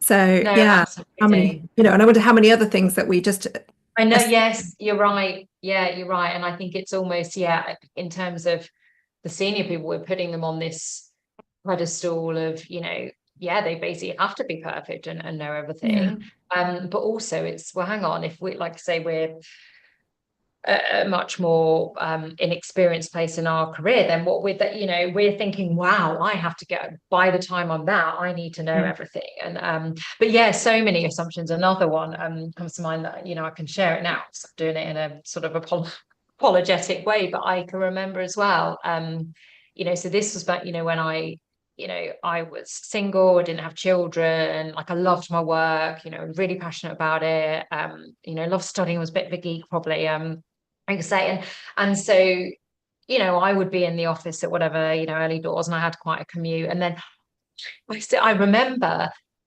women who had kids coming in and being like, you know, sitting down at their desk, and I don't know, it might be 9:10, 9:15, and you know, them saying something like, oh my goodness, feels like it's lunchtime already. And I can remember thinking, dude, it's like 9:15, like I have been in since like 7:30 or like 8, like I mean, not quite sure why you're sat in that very senior role, because I'm the one that is working all of these hours, and again, it's and also, like I said, you know, and these sort of, I think sometimes the role models that you maybe don't always realize until after the role model, you know, maybe they were intentionally trying to be, or maybe they weren't, but actually those two different women that I mentioned, well, brilliant that they would, because that, you know, they were being, that was what life was, they were showing me, you can't be perfect, that actually when you Yeah. come back from maternity leave, you might just be happy not to be fired. And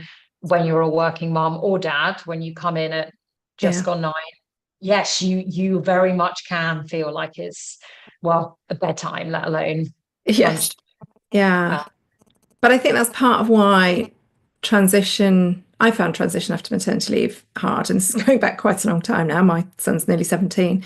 But I found it hard. And I think one reason was I had previously been in the, kind of in the office 7:30, 7. And I think I'd got a sort of belief somewhere in my head that that's what had to be the case to be. So, well, I think there's two things actually. I think one, there was just a habit of overwork, which was fed by underconfidence. So there was like, I did make up for a lack of confidence by just working excessively hard and doing more. But also this sort of then, embedded idea that that's what makes you successful. Like you have to work really hard, i.e. long hours to be successful. And now I can't get here after, I've got to drop off at nursery and then race across to the office, and I can't get here before 9 o'clock. That's a really difficult level of internal pressure. And by the time I sort of, I was going to say skid into the car park, I didn't do that, but by the time I arrived in the car park, drove in, over your desk, you've already sort of feel behind and never quite catch up. And I think I probably never caught up till the day that I left. And Nigel as well, probably telling you, well, everyone's going to think, well, all right, part-timer, and oh, she used to be good, don't know what's happened to gone off the boil. Not serious about her career since she had kids. All of that. It's a whole other big topic. That's a whole other. That's a whole other 15-hour stream in itself, but probably. Okay, so I'm just looking at my millions of. Like I'd said when I was sending these through, it was last night, wasn't it? And I was like, any tweaks? And I don't know what I thought. We were going to just have like 15 hours, just the two of us. But I'm just having a look through now because I'd love to get to some more sort of practical ones. So today has all been about raising money for Mind as part of the Stream for Mind campaign, and the 15 hours being representing the stat that 1 in 15 of us will attempt suicide in our lifetime, and the increase recently in women of between 45 and 54. So I guess everything today is around how we can extend ourselves kindness. So how Julie would you say does practicing kindness to ourselves directly impact our confidence? It really does in lots and lots of ways. So the sort of segue from the previous conversation is probably the kind of our expectations of ourselves. So when we set unkind, unreasonable expectations of ourselves, so maybe that's the sort of everything's got to be perfect, we are inevitably going to disappoint ourselves. Like we sort of set a standard that's unreachable, and even if we do a bloody fantastic job, there's still going to be a gap between bloody fantastic and this sort of ridiculous perfect myth up here. So I think there's actually, if we can embrace the idea of kind of good enoughism rather than perfectionism, then that's a really fundamentally much kinder way to approach work for ourselves. And I do back to the idea of you write the book you need to read. There are a number of the tools in the book that I use, and one of them is this sort of getting clear on what is good enough, because I think it's a kind way to start a piece of work or an assignment. So get really clear. There's a Seth Godin quote that I love, and I've scribbled it down somewhere. So he says, perfect doesn't mean flawless. Perfect means it does exactly what it needs to do.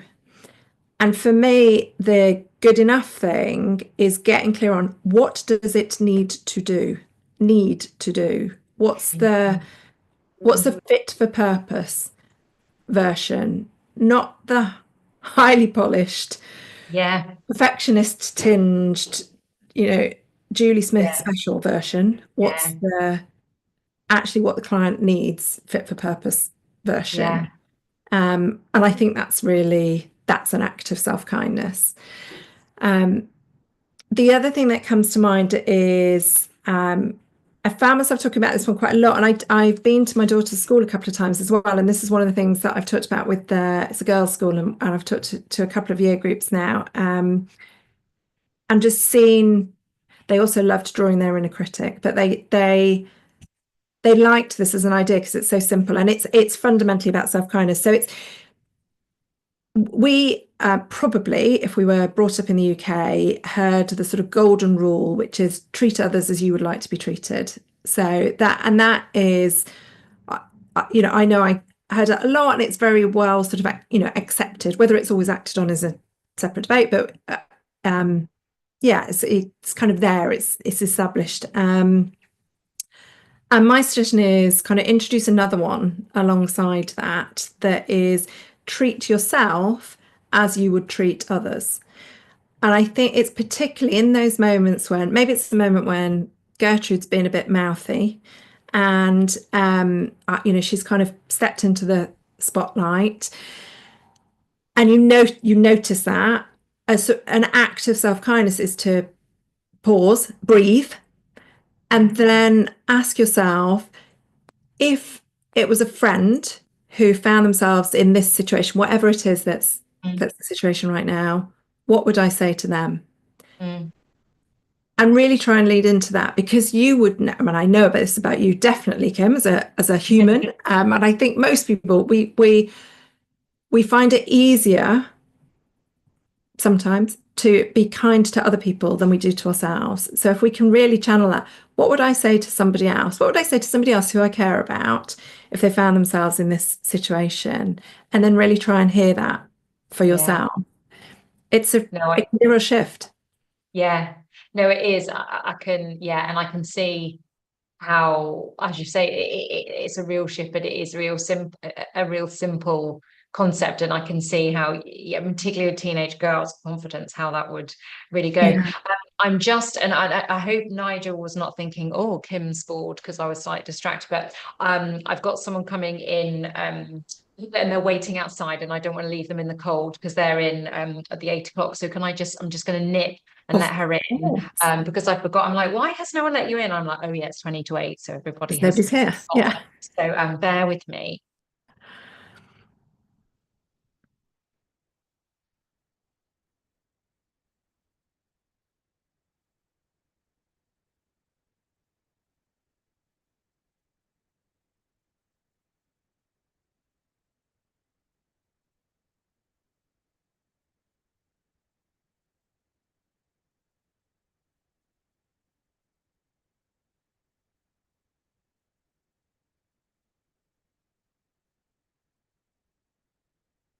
Do you know, good also, let's say her name's called Zoe.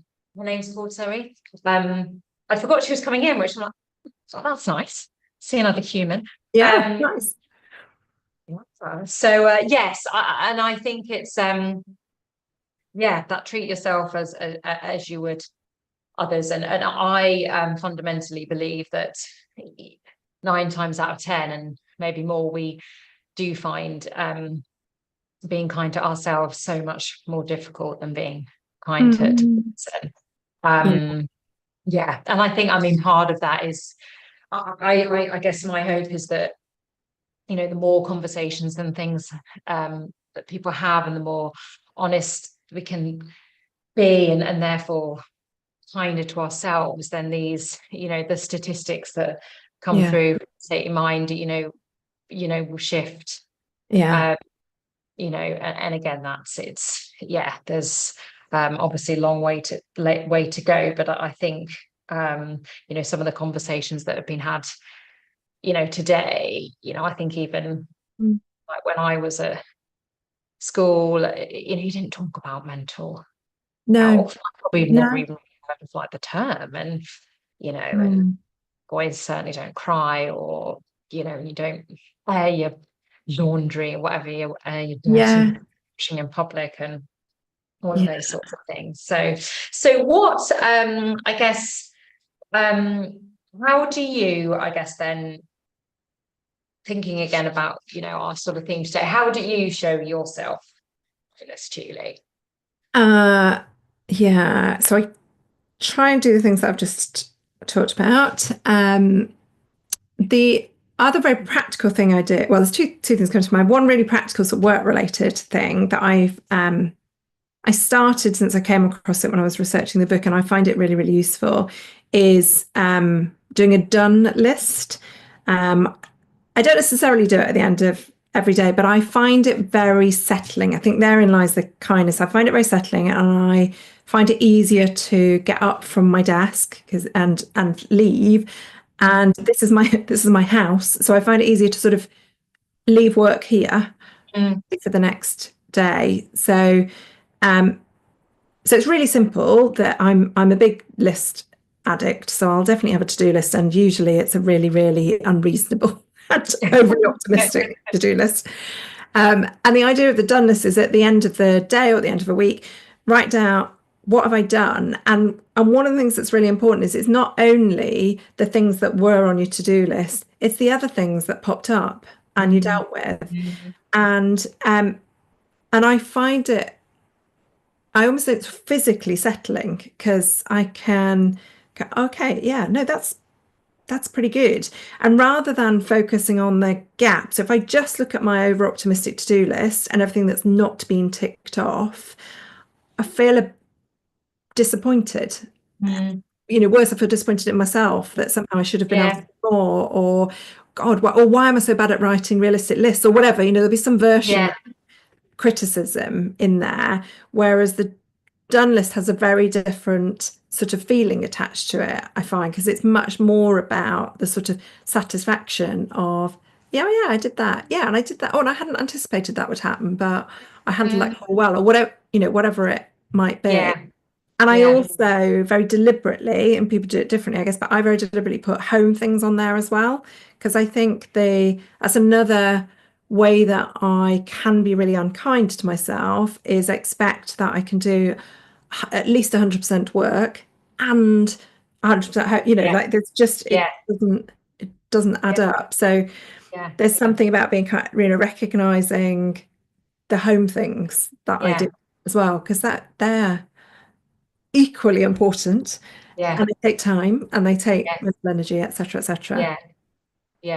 No, I think and I'm smiling because again I like, also, if I as you know, Julie, I'm a big list fan as well, Northing Stationery, and if I've got a list, I'll, if I need to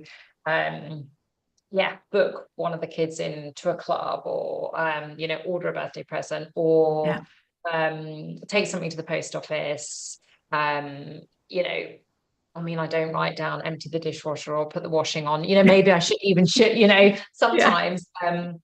But I think you're right, because otherwise we sort of, plan our days or our lists with, I'm much better now, but I remember years back when it was, pre-COVID and say working from home. I don't know where I thought I was getting these extra 24 plus hours, because I would my to-do list, and again it would be, I would be, oh no, we're not going to touch anything that is not work related, because again I thought that's when I need to show up and be working, and great, I can do more hours. So I would then write this crazy list, and normally it would be a Friday, because that's what people did, wasn't it? And then you're tired, and again you get the curveball, you get the odd, oh, so and so's resigned, or so and so's got a blooming grievance, and then you go into the weekend feeling like, I haven't even done half of what I had planned. So I think almost thinking about it in that whole holistic, what need to do can be really, really helpful. Thank you. So for people listening, that almost a done list, I really like that. So we've got about 10 minutes left, Julie. So what, and I guess, I'm looking, I'm like, still got like 1,000 questions on here and love the book and could talk about it for ages. So I guess, what would you like to share about, so for anyone that is listening live or, on the recording, anything specifically about, the book or anything you would recommend in terms of how we can, keep ourselves true on the self-kindness piece? I think maybe worth talking a little bit about. It was one of your brilliant questions, by the way, that I think might be helpful, because I think it really relates to being kind to yourself. So it was the question about how can we rebuild our confidence when something goes wrong. So after a sort of setback or a failure. Yes. And I Yes. think that, yes. Often that is when our inner critic might get really loud, and we might sort of just find ourselves really being incredibly hard on ourselves in a way that we absolutely wouldn't to somebody else. And yeah, there's just things will happen that aren't in the plan. Things will go wrong, and it's very possible that leads to a sort of confidence dip, that it just, it sends us down for a little bit. And then the sort of question is, how do we get ourselves back? I think confidence dips, by the way, are unavoidable. I think it's a bit of a, the kind of ups and downs, it ebbs and flows. It's just that's the way it is. And I think it's much more that than, you're a confident person or you're not a confident person. I think it's much more about the ebbs and flows. And the question about, how do you rebuild after a setback or a failure is that. So, potentially, how do I get myself back out of this dip? It was one of the bits that I really enjoyed writing. Well, I loved writing the whole thing, but it was one of the bits that I really enjoyed sort of researching and writing about. And it struck me that almost the kind of the first thing is to remind yourself of just how boringly normal it is to fail. So it's just the sort of reality that every human being screws up in a multitude of ways all the time. And I think there's just something actually quite kind of, reassuring about that in a weird way. It's like it's not somehow that you are, especially bad at your job, or you're just, useless in some ways. It's just that we all get things wrong sometimes. We just, and arguably, if we don't, then maybe we're playing it too safe. Maybe maybe it's a good thing because we're sort of pushed ourselves to a point where it's a bit out of our comfort zone, or we're doing something new, or we're taking a bit of a risk, all of which is potentially, it's got potential upside, and therefore we should go for it. But we do have to live with the fact that the risk is it might go brilliantly, it might go badly, but it's sort of worth a go. So something about reminding ourselves that it's just part of being a human, that things go wrong, we get things wrong. It's boringly normal to it's fail. boringly normal. There's something about looking for the grey. So I think we can tell ourselves a story when something goes, oh God, it's a disaster. I never should have applied for that job. I just, I didn't get it. God, just feeling like an idiot, whatever it is. That it's very rarely, I think, most situations are not, situations involving human beings are not black and white. There's some grey in there. And really like being curious about, but what have I learned from that? What have I got now following that experience that I didn't have before? In what ways am I better equipped to give it another go next time? What might I feel really proud about? Like, what should I give myself credit for in the way that I handled it? So I think there's something really important about looking for the grey. There's something really important about not just believing our inner critic. So doing that kind of, is it true? And for the what's really true, rather than maybe the assertive negative statements that we might be hearing in our head. And then I think there's a sort of, all of that is probably about helping us get it into perspective, that it's not it can really shatter our confidence or dip our confidence when it feels like a big deal. And if we can try and bring it down to size with some of those things, or even with sort of mentally stepping forward 6 months and saying, how will I look at it in 6 months' time? It Yes. just brings it back to Yes. a more realistic size. Yeah. And then I think the sort of go forward is find a way to encourage yourself to keep going. So almost, the reminder that actually how we get better at anything and how we build our confidence is by pushing ourselves a little bit and trying something different. So I guess this is maybe the hard bit, not allowing that setback to hold us back, not kind of staying in that place, Yeah. to go and Not do totally something, right. try and do something else. Yeah. And using it as almost fuel. There's a bit of if I can get through that, I can get through Yes. the next thing. I got through that and I survived. Would I have liked it to be different? Yes. Am I okay? Yes. Okay. Well, I can get through the next thing. I can get through the next thing. Yeah. And actually, if it's a really big setback, sometimes it's almost a bit liberating. You get a sort of bounce of that's a really shit thing. Okay, bounce from the bottom.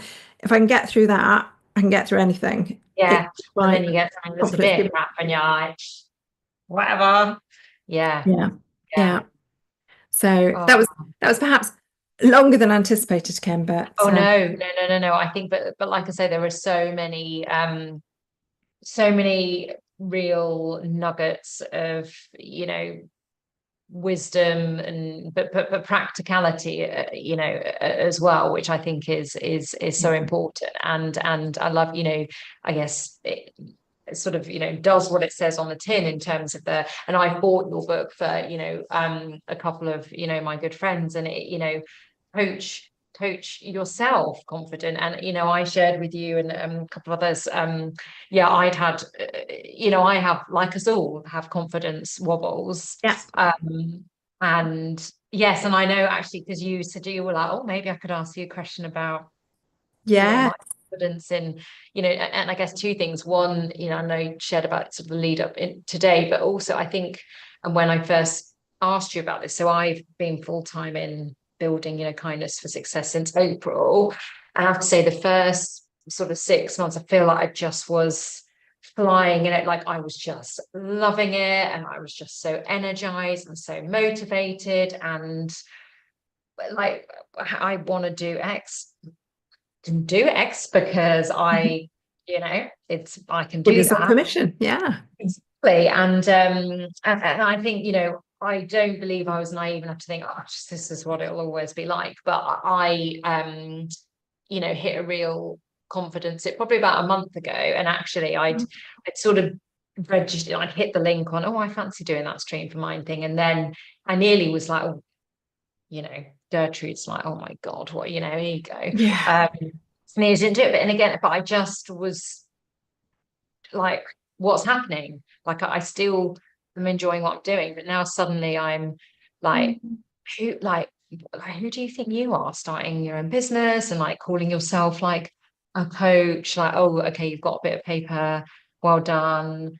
Like, people are never going to pay you if you're and I remember talking to and he might be listening actually. I saw Colin Jones, who we both are fans of, and I know I think he sort of is in the book. I'm sure he features in your book as well. Am I right in that? I don't know, I might be getting my mixed up. He's one of my all-time favorite leaders. I feel like I should declare that, but I don't think so if he's listening now, I feel like I'll cringe. Hannah and I saw him for dinner on Monday, and I'd said that you're doing this, and he's been sort of mentoring me, and I'd had a call, and I was like, oh, I just am feeling really like, oh, and I hadn't had a negative bit of feedback or anything. It just sort of hit me, and I think it is that whole I guess the strength that is needed to then pick yourself back up, carry on, and but what I'm like, where am I going with this? I picked back up your book and reminded myself, and everything that Gertrude's saying is fine, and she is there to protect you, and also you know, you'll get over this bump, and there will definitely be another bump and another bump, and then a bigger one, and that's all part of it. And I think you're right. It's how can we use these tools, whether it's, you know, going back to a book or sharing with someone, you know, not for a solution, just, oh, this is how I'm feeling, and also being kind to ourselves at that time, rather than, you know, in the past, and I've been like, oh, I don't really deserve my weekend, so I'll need to work. You know, this was back when I was saying the PepsiCo were like, you know, days, and I deserve that because you haven't really achieved, you know, this week. So I think anyway, I'm going on a slight tangent now, but I've realized we said, didn't we, it's like not going to be an issue us talking, but so as we come sort of to the close, as Julie, so if people are keen to, you know, talk to you, learn more about what you're doing, you know, with Talent Sprout, either in Set coaching or, you know, your leadership training, or to chat more about, you know, the book, what's the best way of people doing that? So I feel like it's nearly an hour, and my publisher will kill me if I don't hold the book up. That's yes. that's Do you know what? I'm going to get mine, and we can get a little pic as well as the video. So hang on. So I should say that's available wherever you buy books. And the let's go do one. Both there we go. Nice publisher shot. Mine's got my little post-it that says my copy, so I don't send it out to so that's available wherever you get your books. And then Talent Sprout, I've got a website, talentsprout.co.uk, so that's probably a good place for people to go. And then the other place for me would be LinkedIn. So I'm quite a LinkedIn fan, and reasonably active on there, so very happy to connect with people. I have a very dull name, but if you search Julie Smith Talent Sprout, you'll definitely find me. There's probably about a gazillion Julie Smiths. More than one. When searching for Julie Talent Sprout. Oh well, thank you so much. And also I wanted to call another thank you to Julie, because Julie, you actually wrapped up your 2024 work, didn't you, on Friday?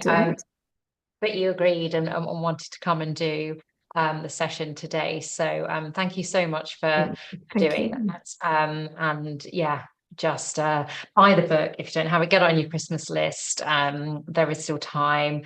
And thank you so much for being part of today.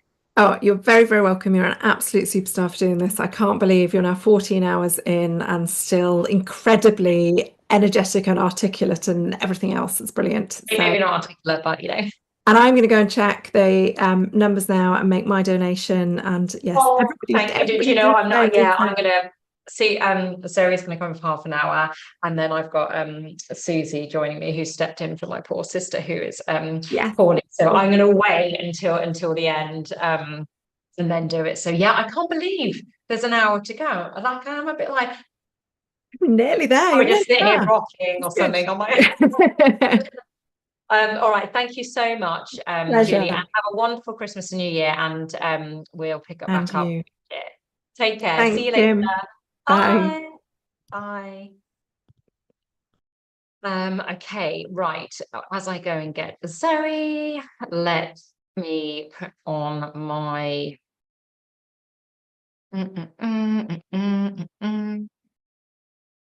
that's the wrong thing.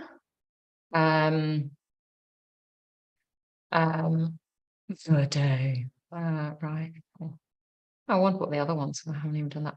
Okay, so right, I will be with you with Zoe of Move Through in a couple of moments.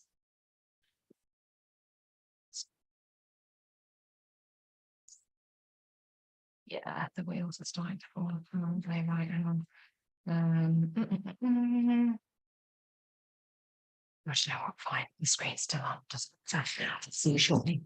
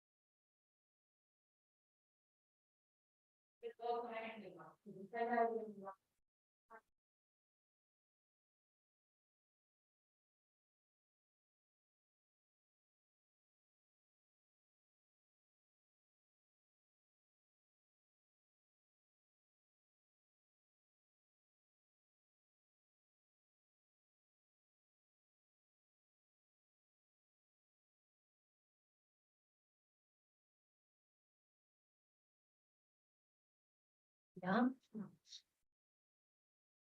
Bit of a, sorry, you can see all my mess. So, I know, well, so what I'm going to do is stop sharing. Oh, so I said the wheels are slightly starting to fall. Okay, so here we are. And I am joined in the studio, as you can see. Let me just check the YouTube. We're running off at there's a slight delay, so let's just check that it's all working properly. Yeah, by Zoe. So now, how do I pronounce your surname? Deuce? Zoe Deuce. Deuce. Okay. Yes, we're running on YouTube, so that's all good. So Zoe is founder of Move Through, and I am going to hand over to Zoe to explain what that is, and it would be great to get a little bit of background. Of course. Well, firstly, well done. How are you feeling? Do you know, I'm actually feeling really good. I feel now a bit like, oh, I want to have a shower and brush my teeth. And Like you've been on the plane. yes, that is how I feel. Slightly delirious. But also I'm like, I can't believe 14 hours now. And I'm like, oh. And have you not had brain freeze at any point? I mean, I've definitely said some crap at times, but I think there were a couple of saviors. One was when Tracy, who you know did the mindfulness, I took myself out and I went for a walk. Perfect. So I think that was the real savior. And then also I had 2 pre-recorded 30-minute sections that again I could put them on and just so those have been good, but I'm like, oh, we're nearly the actual penultimate cinema. Well done, lady. So close to the target. So if anyone is listening and hasn't donated, please donate. We're so close. Oh, amazing. Thank you for sharing. But anyway, it's so good to be here. Thank you for having me. I'm Zoe. I have a company called Move Through. And it helps mums to revive their relationships with their partners and their friends after they've had children. So what that actually looks like is, obviously there is so much holding mums back from spending quality time with their friends or partner, or even just having any sort of social life, especially in the early years of parenthood. So I work with parents one-on-one and in groups and workshops to find out what their main blockers are. So to be honest, it's always the same sorts of things. So it's childcare, mum guilt, not really knowing what to speak about with their friends or partner anymore, not knowing how to organise things regularly, not having enough time or energy. So basically, where their blockers are, I work with them on a project plan, their individual situation to overcome whatever their blockers are. I used to be a creative project manager for 14 years in my corporate life. So I've basically taken a lot of the skills from that to transfer to this and really use my own experience, but also my project management experience to get them back out there, basically enjoying their relationships again. Because I think a lot of mums think it's a luxury, and they just pick it up again in when the kids are older. But I've got lived experience of that not being the case, and so I want to help as many mums as possible to avoid that sort of pitfall, or get them out of the hole of isolation. So that's the business. It's been going for about a year now. And really enjoying it. And I love I think we talk a lot, don't we, about sort of transferable skills and those sorts of things, but you know, I would never have, like, it makes so much sense as you say it, but almost, okay, so, or someone that works around, you know, the importance of relationships and social connection, and they bring it in their experience as a project manager. Do you know what I mean? It's sort of, so then as soon as you're saying, I was like, and again, almost, I imagine quite a unique position in the market. Is that fair to say? That does it, yeah. The thing that is, it's a bit difficult to explain because I'm not a coach, and there are, you know, coaching is such a big industry at the moment, and I love coaches. I've got like a lot of my own coaches, but I think with coaching, it's like getting them to find the answers themselves, the clients. And a lot of clients know that connection would be good for them, but they have no idea how to make it happen. So the project plan actually gives them like tangible steps. So I don't almost have a coach because I'm telling them exactly what to do. I'm like very fussy. So I'm like, this is to have a social life in your unique situation. Or if you want to enjoy your relationship again, or whatever it is, it's like it's the practical steps, right? There's a little bit of mindset in there, but to be honest, it's like 85% practical. So yeah, sometimes people come to me like after therapy or after coaching, or yeah, it's usually like to actually put something in place. No, I think it's, you know, essentially you're offering a service, and you're, you know, but you're not marketing it as something that it isn't, you know, because as you say, if the people, I guess, that come to you, if you tried to coach them, well, you probably wouldn't have any clients, would you? Because you know, they're almost at the, I know I need to spend more time and I want it with a relationship, I just don't know how, and I'm in a place where I don't know how, and I need someone to almost scaffold for me what that. Sometimes it does work the other way as well. Like I've had clients come to me saying that about their like romantic relationship, they don't know if it's right, or you know, I can help them with things like getting the time together, you know, how to like talk again, stuff like that. But you know, a client came to me saying that they, you know, thought they weren't in love with their partner anymore and things like that. I'm like, okay, this is probably a relationship therapist. So it does work the other way as well, where I'm like, you know, there's only so much in my wheelhouse. If it's something like very deep, then I would suggest, I've actually got like a book of partner therapists, and then I suggest them to the one that I think would be best. And then often they come back after they've done that work. So yeah, it's kind of like a two-way street really, but definitely like practical kind of, I would say. No, but and again, I love that, and it's that's what you're, and like I say, you're sort of filling a gap. That sounds don't like that phrase, but yeah, there is a need in it, and you've sort of addressed that, and are going into it. So talk to me that, so you said, you know, the things that you do, some of it is you know, mum guilt. And again, we had a lady called Belinda Batt, who is, her company is The Flourishing Mother, and she's writing a book at the moment all about challenging motherhood guilt. And then you talked about, you know, the practical side, babysitters, but you also talked and I think would be really interesting to hear a bit more of your sort of take on, is feeling people don't know what to talk about any with their friends or their partner. Yeah, I mean, I think this definitely comes, especially when you're quite new to motherhood. And just speaking from my own experience, at the beginning, I was trying to chase an old version of my social life with my friends. So I'm still trying to go out in the evenings a lot. I was actually trying not to, especially with my friends that didn't have children, trying not to speak about the baby because I thought that might be boring, or, you know, I didn't want them to think that I'd changed and things like that. So I guess it's about actually not encouraging mums to just talk about their children all the time. I like to just basically appreciate the different facets of yourself. You're not just a mum, you're not just, you know, a career woman, you're not just, you know, the party girl. There's different sides of you. So a lot of people are like, once they become mums, they only really have mum friends, and because their other friends don't get it. But I like to really keep loads of different friends and encourage my clients to do the same, because, you know, with the mum friends, you can speak about mum stuff, some of the challenges, some of the issues. and you can also speak about some of the changes within yourself.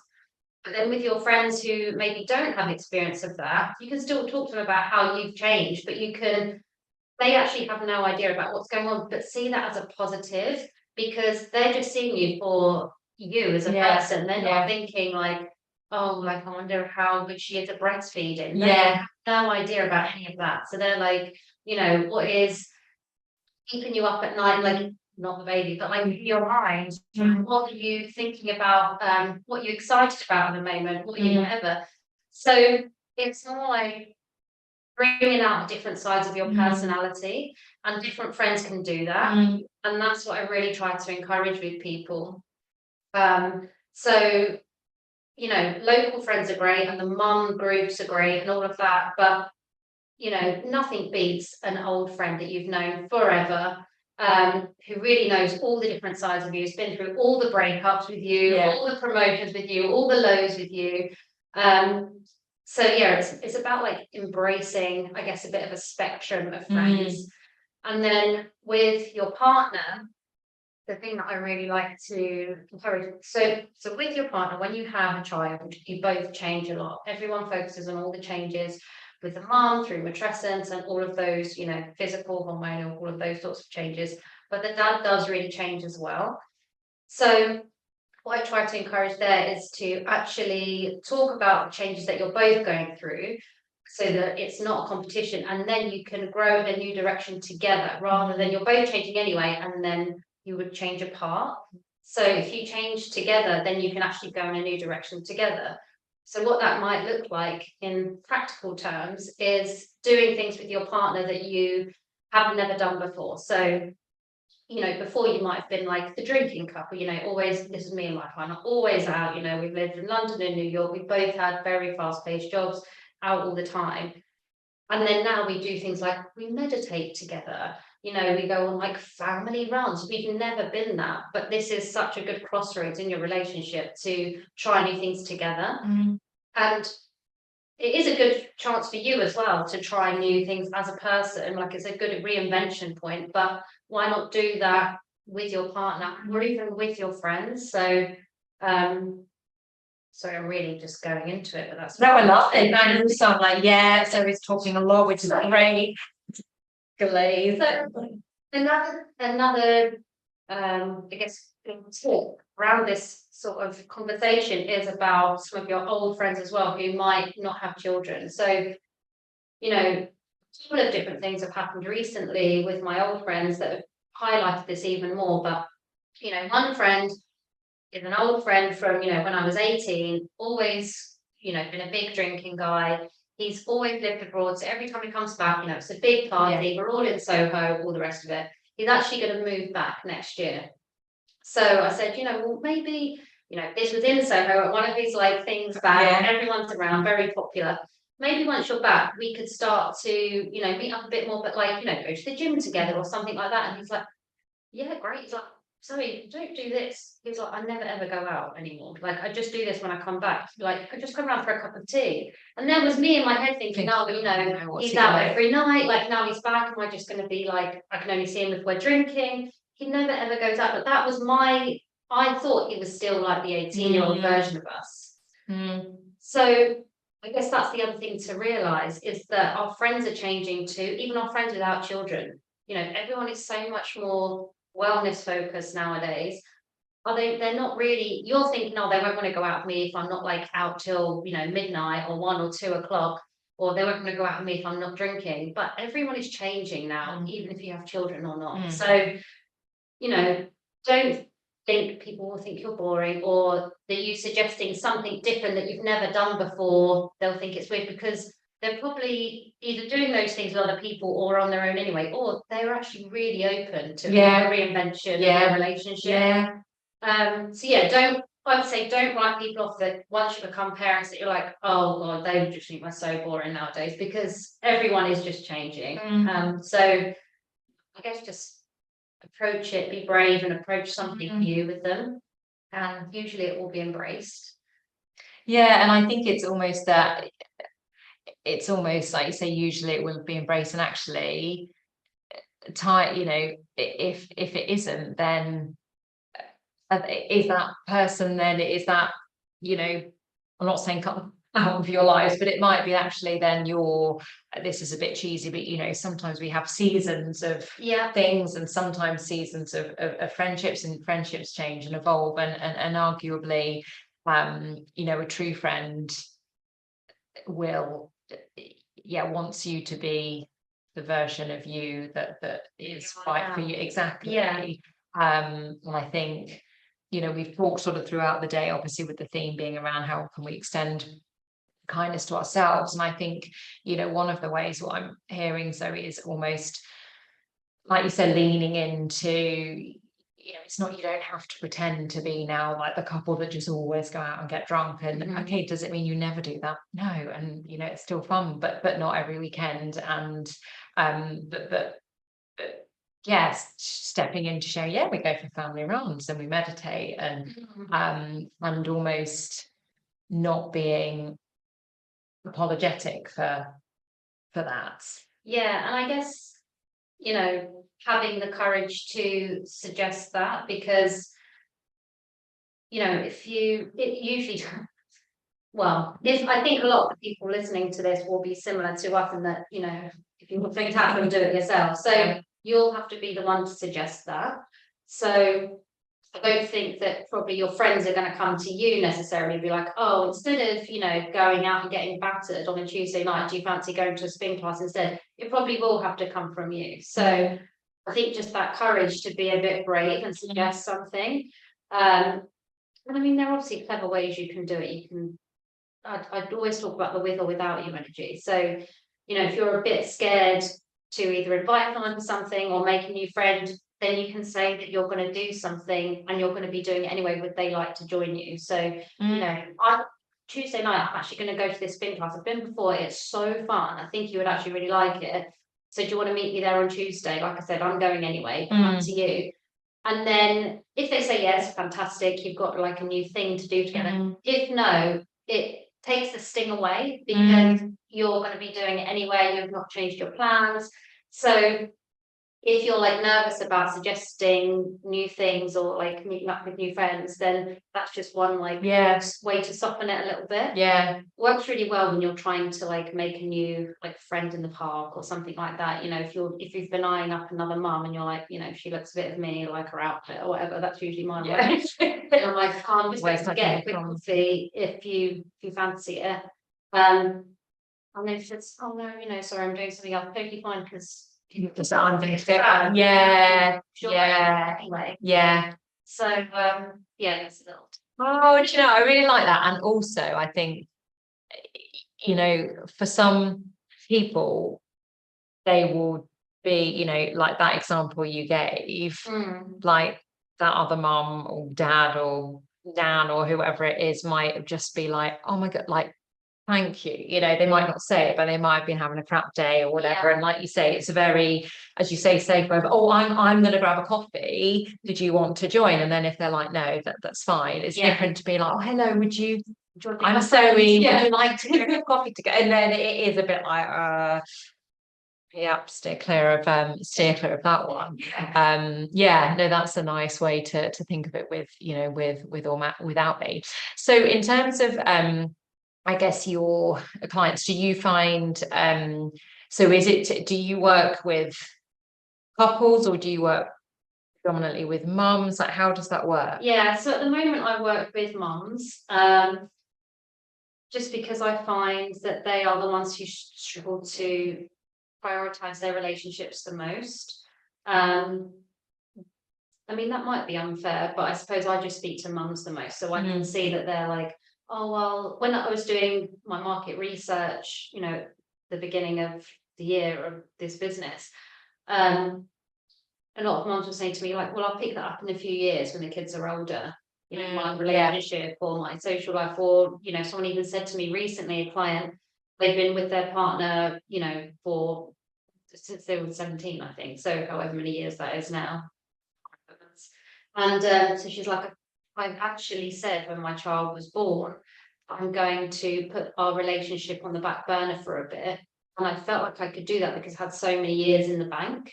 Oh, wow. Okay. So even things like that, where, you know, mums are really honest about it, but you know, as you will know, relationships are only as good as how much effort and time you put into them.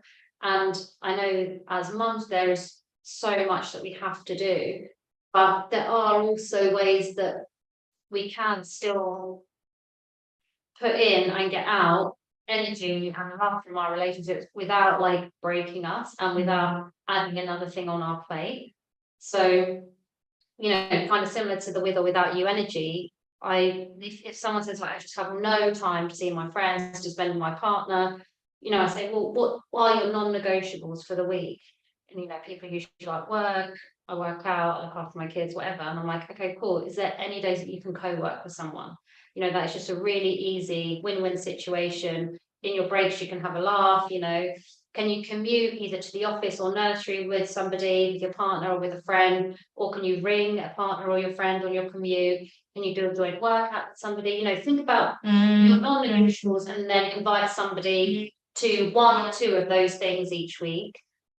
You know, all the time that you spend on your phone, it's like crazy.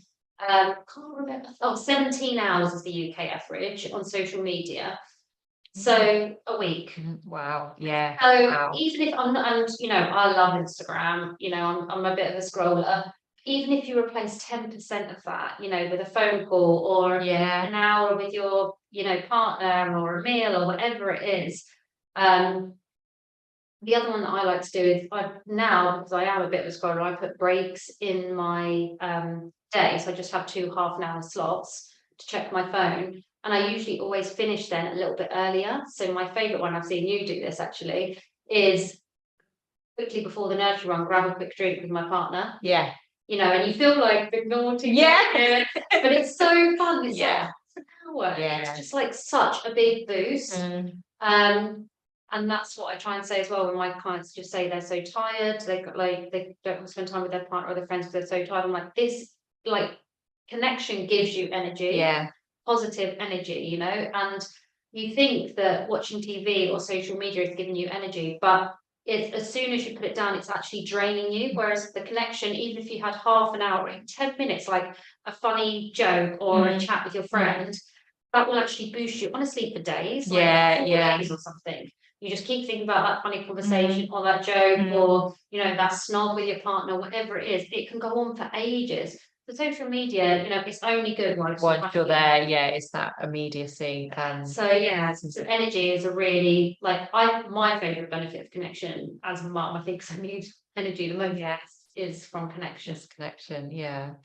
Oh well, thank you, Zoe, because also you have really brought you know, energy and also like I sort of forgot, like I said, I was like, oh yes, so it's like here, which and actually at this time of the day it was lovely to have you know, come in again. So I guess in the sort of the last couple of minutes, 2 questions. So one I've asked all speakers, and I guess, you know, it sounds like you're sort of the queen at doing this. But so what is your favorite thing to do to show yourself kindness? It's spending time with my partner or my friends, really. That's when, like when I close my eyes and I think about when have I been happiest outside of my son, it's always the time with my partner or my friends. So that's what I just try and create more of, try and squeeze it into any like spare slot that I can. Oh no, it's you're right, and you never regret that time, do you? And then the it's a bit of effort, but then it's just so good. It is sometimes you're like going out for dinner and but I just wanted to sit and watch Netflix, and then you go and you're like, oh, it's like time. And then I guess finally, so for people that want to know more about you, you know, potentially how to work with you, so your company is Move Through. So on your Instagram handle is so it's MOVE, Move, and then THRU. Move Through, or you can get me on LinkedIn if you want. It's Zoe Duce, DUCE. Yeah, I'd love to hear from anyone. And yeah, before I go, please do they? Oh, Yes, thank you. I love Zoe. So that's her second part. And yes, please. So I haven't looked for hours, but Zoe kindly shared that we apparently are very near. So that the target that I set was £1,500, so £100 per hour of streaming, and obviously relating to the 1 in 15 in terms of us that will attempt suicide in our lives. So it's, you know, we can do this. So if you're listening or you've listened at any point in the day and you haven't yet donated, please do so. And thank you so much, Zoe. You've done such a good job. You know, it feels a bit surreal now, like only half an hour. Then what do I do for myself? So yeah, I'm off tomorrow actually talking about showing kindness, and my husband is off. Well done. But I have said to him, I think probably is why he took the day off. I said I think like I just won't want to talk. So he was like, yeah, no, I mean I could talk a lot. So, but no, actually tomorrow I'll probably be like, oh, I've got a work call. Okay, so thank you. Thank you so much for coming in. Now, in terms of getting physically out of the building, you'll need to hit if you're going out that entrance, I mean there's one of those green buttons, yeah. And don't just message me or I'll see you in half an hour. Thank you so much. Bye, Zoe, lovely to see you. Right, okay. I can so before I introduce my last speaker, oh my goodness, I actually can't believe it's 8:30 in the evening, and yeah, crazy. And here she is. So Susie, welcome. Thank you for So having me. Well done, we've made it. You're in the final half an hour. You've done so well. Well done. Thank you. And you are, hang on, I'm just checking the YouTube thing is working.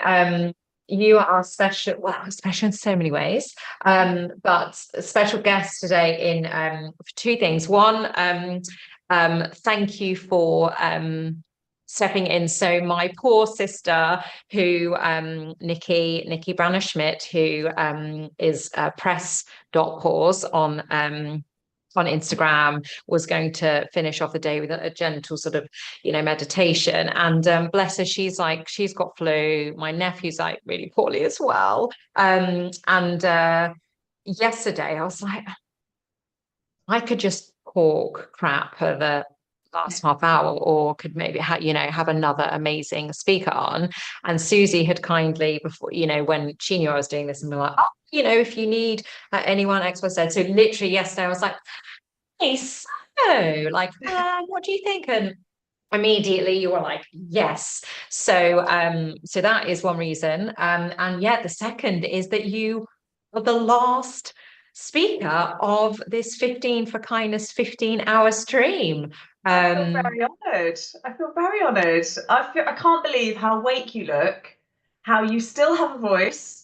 It's been brilliant. I've sort of dipped in now all day. You've been absolutely brilliant. Well done. I hope you're super proud of yourself.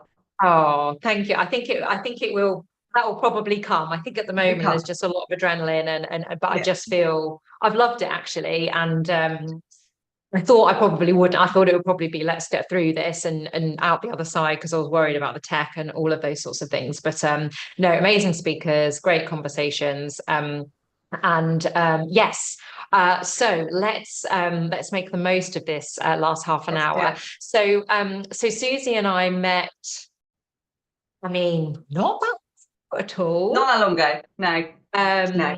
And again, I think it was initially through Instagram, wasn't it? And we both sort of work in similar spaces. So Susie is a coach and also works a lot with females and has been actually. So I started Kindness for Success in April. You started, I think, in July. So and then we've chatted, and then we've met up in person, and and also it was, I have to give credit to Susie when I was sharing 2 or 3 weeks back about doing this. I remember you left me a voice note afterwards, and you were like, I hope you don't mind me saying, like, you're doing this amazing thing, like for mine, awesome.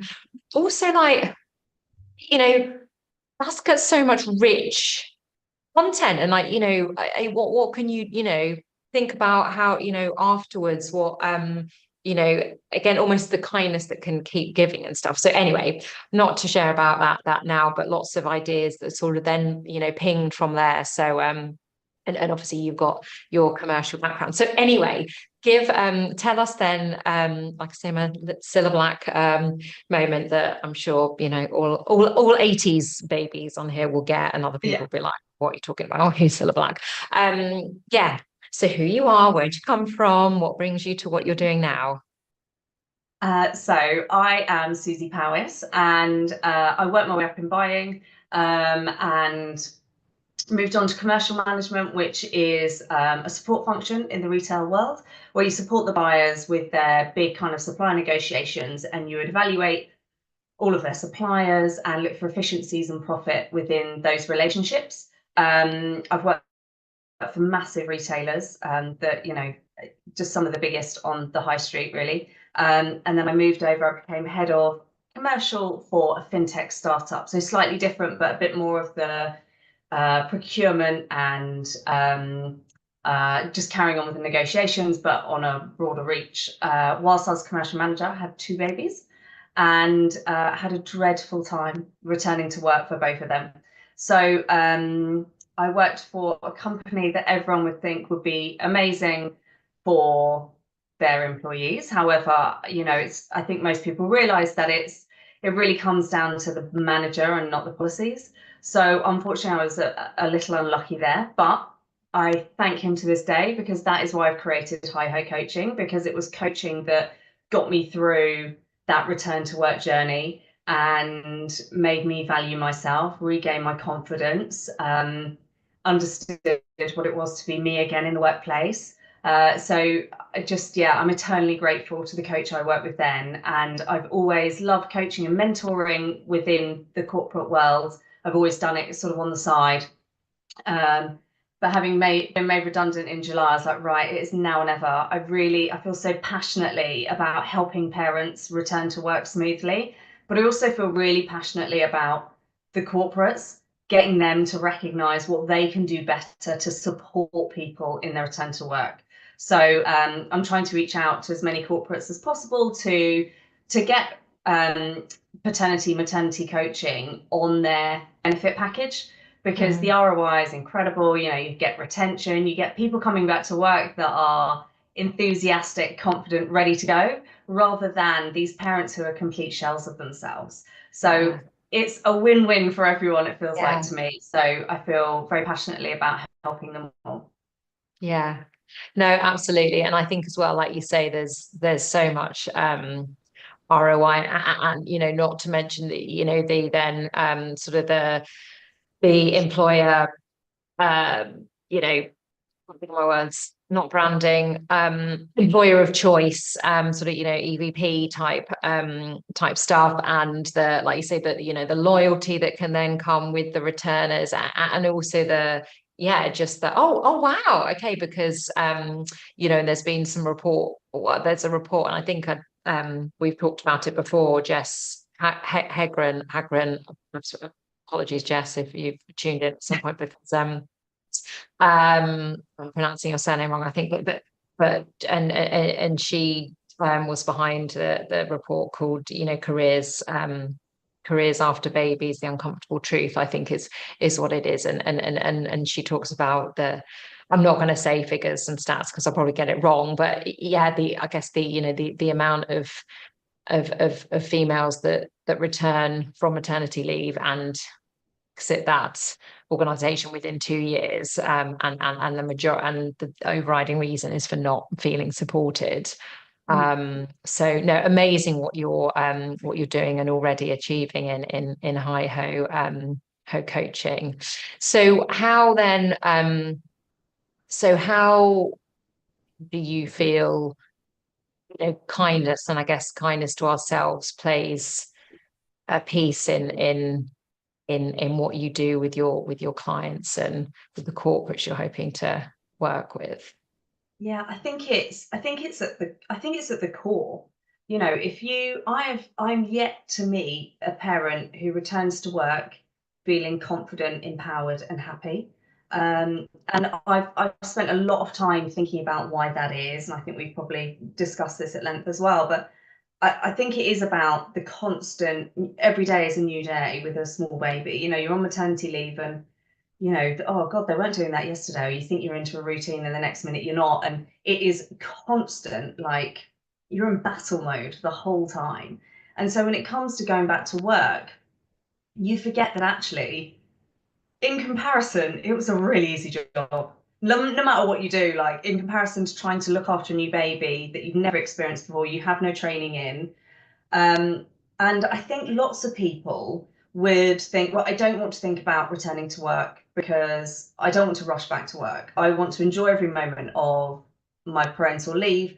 I don't want to focus on that. That's going to steal something away from my time now. And that's definitely how I felt, and definitely how a lot of people I speak to feel as well. However, what I've learned in my experience and through my work is actually if we address those issues now, if we think about a bit of self-kindness now, why do we feel like that? What is it that we want to feel like? How do we get to that person? Actually, you're talking about maybe an hour a week just to think about that. Like you can do that with a new baby. It's not all encompassing. And actually, if you just almost schedule it, right, okay, an hour a week, I'm gonna just have a think to myself, what do I want when I go back to work? What's that going to look like? You know, how am I going to feel confident walking back into the office? What is it that I want out of my career now? And it's okay that that evolves and changes whilst you're on maternity leave. No one has it figured out ever. So it's okay. So, and I think, you know, doing yourself that self-kindness of knowing that you've changed and you might want something different from your career or your life in 9-12 months time, that's okay too, but give yourself that kindness of looking after yourself just an hour a week. I know you are the prime kind of carer for this small baby who can't do anything yet by themselves, but you deserve some kindness and love yourself, and it's something I wish someone had told me when I was on maternity leave.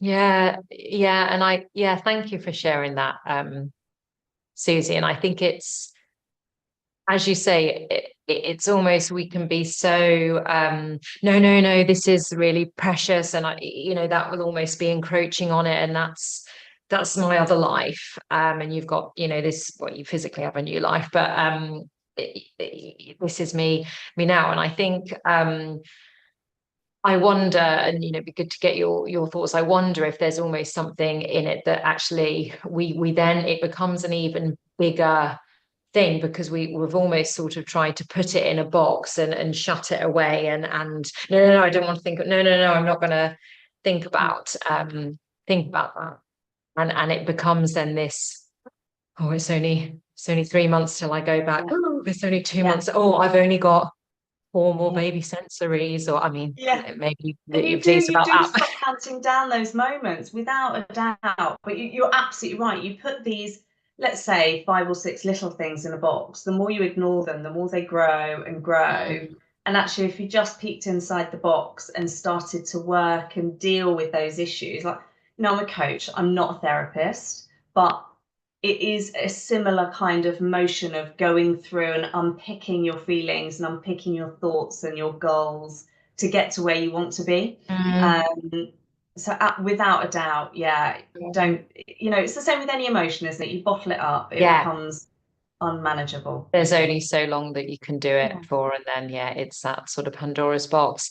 And I think as well, there's almost a bit that you can be sometimes if you spend time earlier thinking about, and like you say, it might even be like half an hour when the baby's having a nap and you got, I don't know, you sit down. You never have half an hour as a mother of a newborn. You don't. I know you don't, but you've got to try and find it. It's so important. Well, you would, but like, washing, all that sort of stuff. Anybody, but yes, or if it's a time where, if you've got a partner in the back, but I think or even sometimes if you're doing it, even if you're like having a shower or something, almost just being proactive in it, I think is because actually you don't know what it might unlock. And actually it may be that when you stop to think about some of those questions, it might be like, do you know what, I don't want to do that anymore. Now, of course, the majority of us have, bills to pay, and there's, of course, we're going back to work for financial reasons, but it might be that, you're like, oh, actually, maybe I want to think about going back 4 days, or maybe I want to think about, a job share, and actually, the earlier you can sort of, explore those options, rather than, I've had people before be like, oh, well, I know you don't have to tell them to like, okay, but if we think about the likelihood then of if you float the idea and early enough, then maybe you can have some conversations, and also you sort of work out, don't you, what are your red lines, so to speak. And actually, if it is not being full-time, for example, well, perhaps you start casually just seeing what else is out in the market. I know that makes it sound very simplistic, but no, I think that sort of early thought, it gives you a bit more ownership. Yeah, it gives you breathing space around the thought and the emotion. So you can say, okay, I know I don't want to go back. I don't know what it is that I want to do. That's fine. Sit on that for a bit. And then you can start to think, okay, but that pays the bills. That provides us with the life we have today. Great, it serves a purpose. So what is it I want to do? Because the two don't have to, you don't have to stop one to start the other. There can be an overlap where you're retraining, or you can absolutely do that. And I think that feels really overwhelming, or a little bit selfish as a new mum, actually, to think, well, I need that time to retrain, or I want to do this. And if I'm going down to a 3-day week, it should really be to look after the child the other 2 days, whatever that may look like.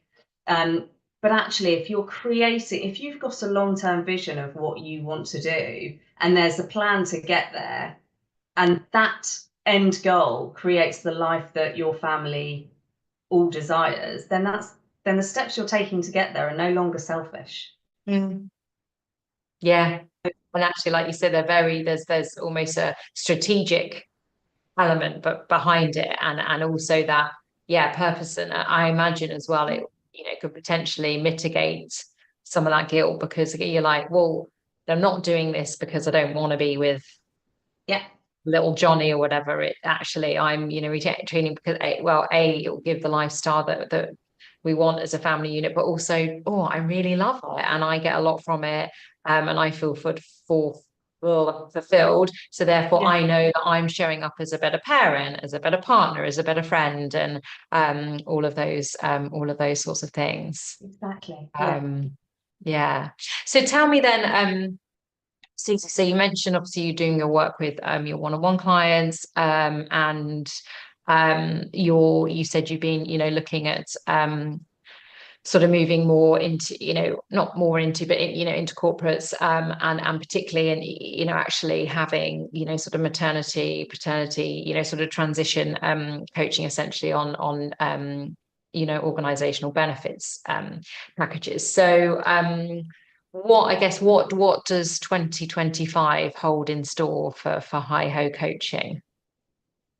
Wow, I mean, hopefully lots of exciting things. I've already got some coaching lined up, some sort of big group coaching session in February for sort of managers, HR representatives, to come along, and I'm going to coach them through how you support all returners to work, because I feel like the element that you would put into place for parents returning to work is very similar to the sort of empathy and strategy that you need in place for someone returning after grief, someone returning after having long-term sickness, been a carer for someone with autoimmune disease, etc. Like, the list is endless. All of these people want to work. They should be they should be supported when they return to work. So I've got a big bit of coaching, group coaching in February, which is open to the public. So if you're interested, do come and follow me on LinkedIn and you'll hear all about it. And yeah, I've got, I'm going to work on my signature program, which is called Return Ready, which is all about the sort of pillars of parents returning to work. And it's a 6-week one-to-one coaching course that anyone is welcome to come and join. I've just got the beta. I've been planning this for as long as I can remember. So I'm just running the beta to kind of run some guinea pigs through the system end to end. And it takes a lot of the sort of pillars that I've worked on previously, but putting them all together in a 6-week course. So I'm really excited to start that in January as well. I've got some guest speaking and conferences lined up. So it's exciting. I'm looking forward to it. Oh, that's amazing, Susie. And I know we had a couple of sessions, didn't we? Where we sort of well, I feel like we've just shared, like, you know, you shared your life story with me, and then I shared, you know, mine back. And but I love as well when you sort of just click with someone and you have that connection where, you know, you can just do. And I think it's wonderful, yeah, to see, you know, what you're doing comes from, again, you know, and like you referenced at the start, you know, quite frankly, terrible experiences that you know you've had personally, and that then desire for, I don't want anyone else to sort of experience, you know, what I did. And I think, you know, there comes you know, a passion with that I just think, you know, sort of can't be rivaled by, you know, you might have loved being a buyer and like head of in commercial, and I'm sure you were brilliant at it and very motivated. And but it's almost that, you know, when something is just really, I guess it's sort of playing into, I guess, what's important and core values and all of those sorts of things. So, oh, that is amazing. And I know that 2025 is going to be such an exciting year for Hi-Ho Coaching and for you. So I'm going to ask a question that I have asked all of the speakers through the day. So how do you show yourself kindness, Susie? I knew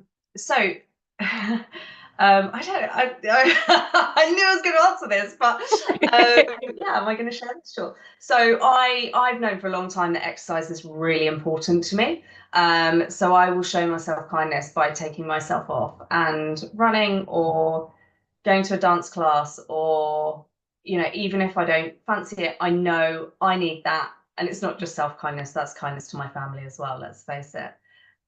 However, a friend, like an NCT friend, so, you know, a mum friend, we started up Craft Club Tuesdays, and we started this up when we had small babies, and my friend was going through quite a rough time, so it was great. We just used to come over and we would either craft or just chat. And I'll be honest, when Bake Off's on, she just comes over and we watch Bake Off. She's like, this is ridiculous. I sit in between you and your husband and we all watch Bake Off together. But it's a really lovely time. We do it every Tuesday. We catch up. You know, last night we went to IKEA together. It's like, that was our craft night. But it's a really important time to reconnect with a friend who has a child of the same age and is going through a lot of the same things that you are. And, you know, after 10 years, my eldest is 10, you know, a proper friendship has formed. You know, I'm not saying it hadn't when we first started, but it was more of a, you know, we both know that craft makes us feel happy, doing a bit of sewing, whatever that may be, but also getting that time to just be two people together rather than always meeting up with the kids and never being able to finish a conversation. Yes. That was really important. Yeah. And I know I've shared before, but I might just quickly share me and like an old university group of friends who, like, once in a blue moon WhatsApp each other. We've started Waffle Wednesdays, which I just love it so much. And, you know, we just all waffle. So there's a button, if you hold, I sound so old, but if you hold down the camera on a WhatsApp group chat, it comes up a little circle that gives you a minute selfie video. And so every Wednesday we drop each other a video, like if we can. Today 2 of us have managed it. You know, every week you don't manage it, and sometimes we're just like, oh, I'm on a dog walk, or oh, my child has nits, any tips?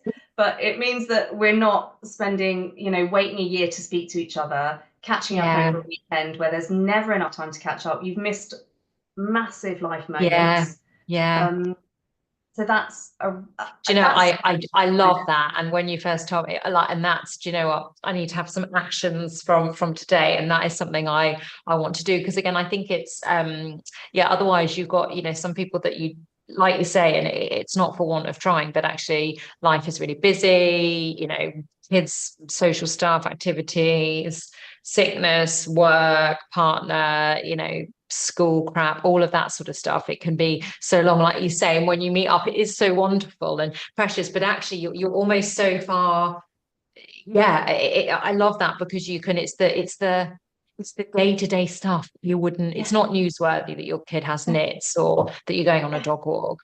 It connects you, and I guess it sort of ties in really nicely with what Zoe was sharing, you know, before on that, you know, the importance of relationships and the connections, and actually I love that, because like you say, who in reality, and there'll be times where for whatever reason people forget or they can't, but you know, usually like a minute just to be like, blah.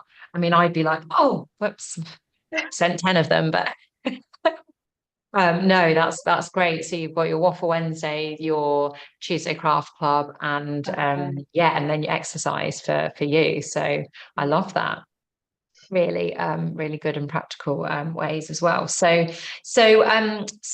you mentioned obviously that you're on LinkedIn. So are you Susie Harris on Susie LinkedIn? Or you Susie Harris on LinkedIn, and then hi.ho.coaching on Instagram, Facebook, TikTok, whatever, you know. I mean, TikTok, no, that's definitely no. I'm like that. I think I can't go there. So if people want to, and have you got a preferred platform if people want to connect?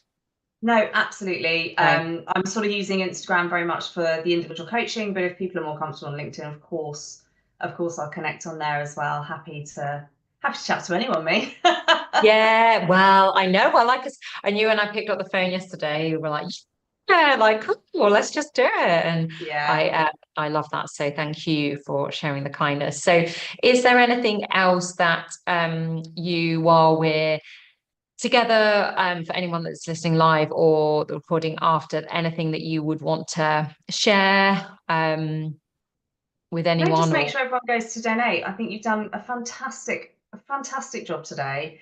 I think that it must have been a really epic mountain to climb. I was so shocked at the level of admin organization. I know you've been saying, oh, I can't do this tech business, but you seem all over it. I think you're pulling the wool over our eyes, but you've done fantastically. So it's really important that everyone just goes to donate and make sure that, you know, you reach your target. I haven't looked actually either, but I should have done, but hopefully you will, as you know, whenever you feel comfortable too. But I've got everything crossed. I'm sure you've just done a fantastic job, and well done.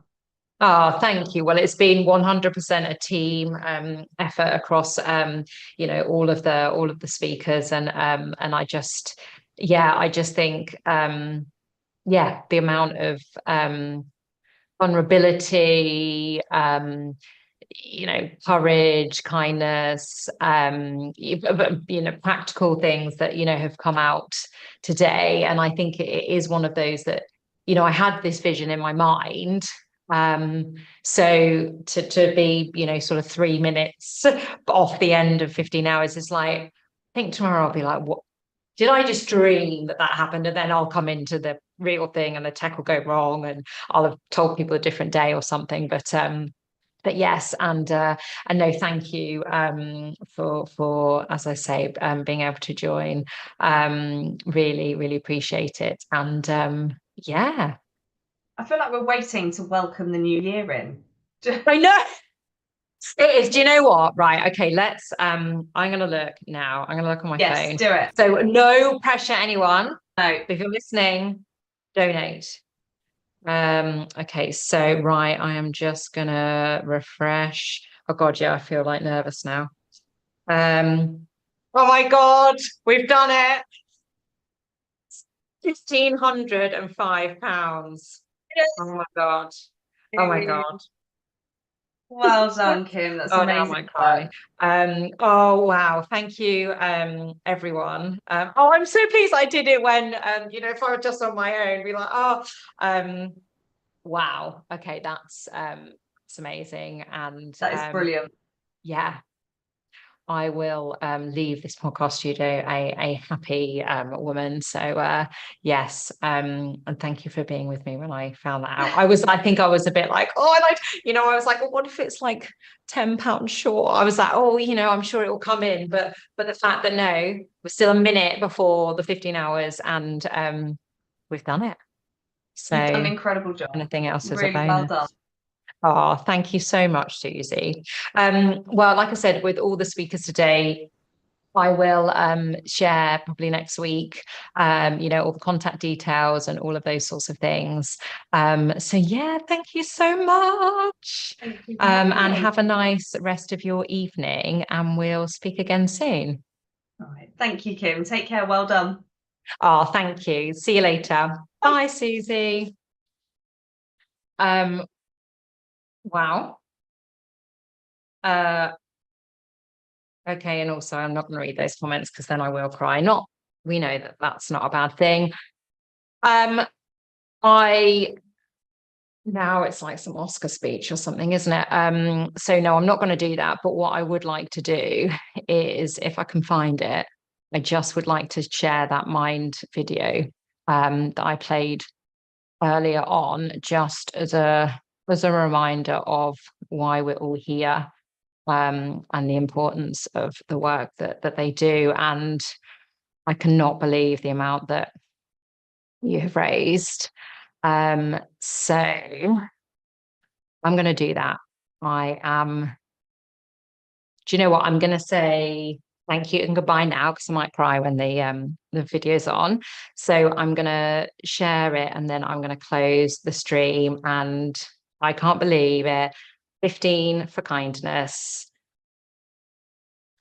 has happened.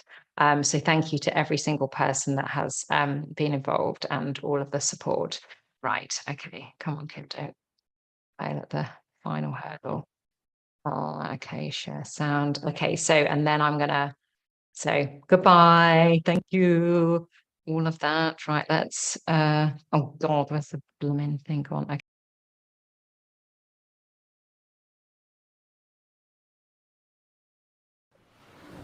We're facing a mental health emergency. Anxiety and depression are on the rise.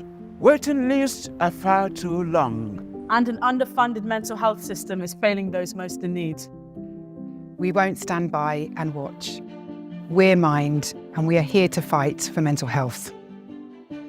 We're here to change minds.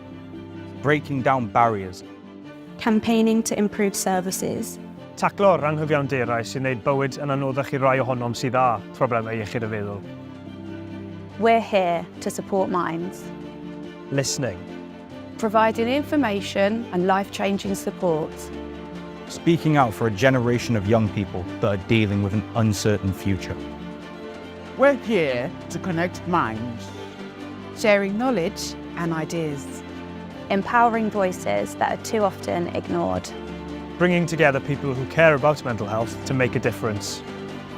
We're passionate, determined, and unstoppable.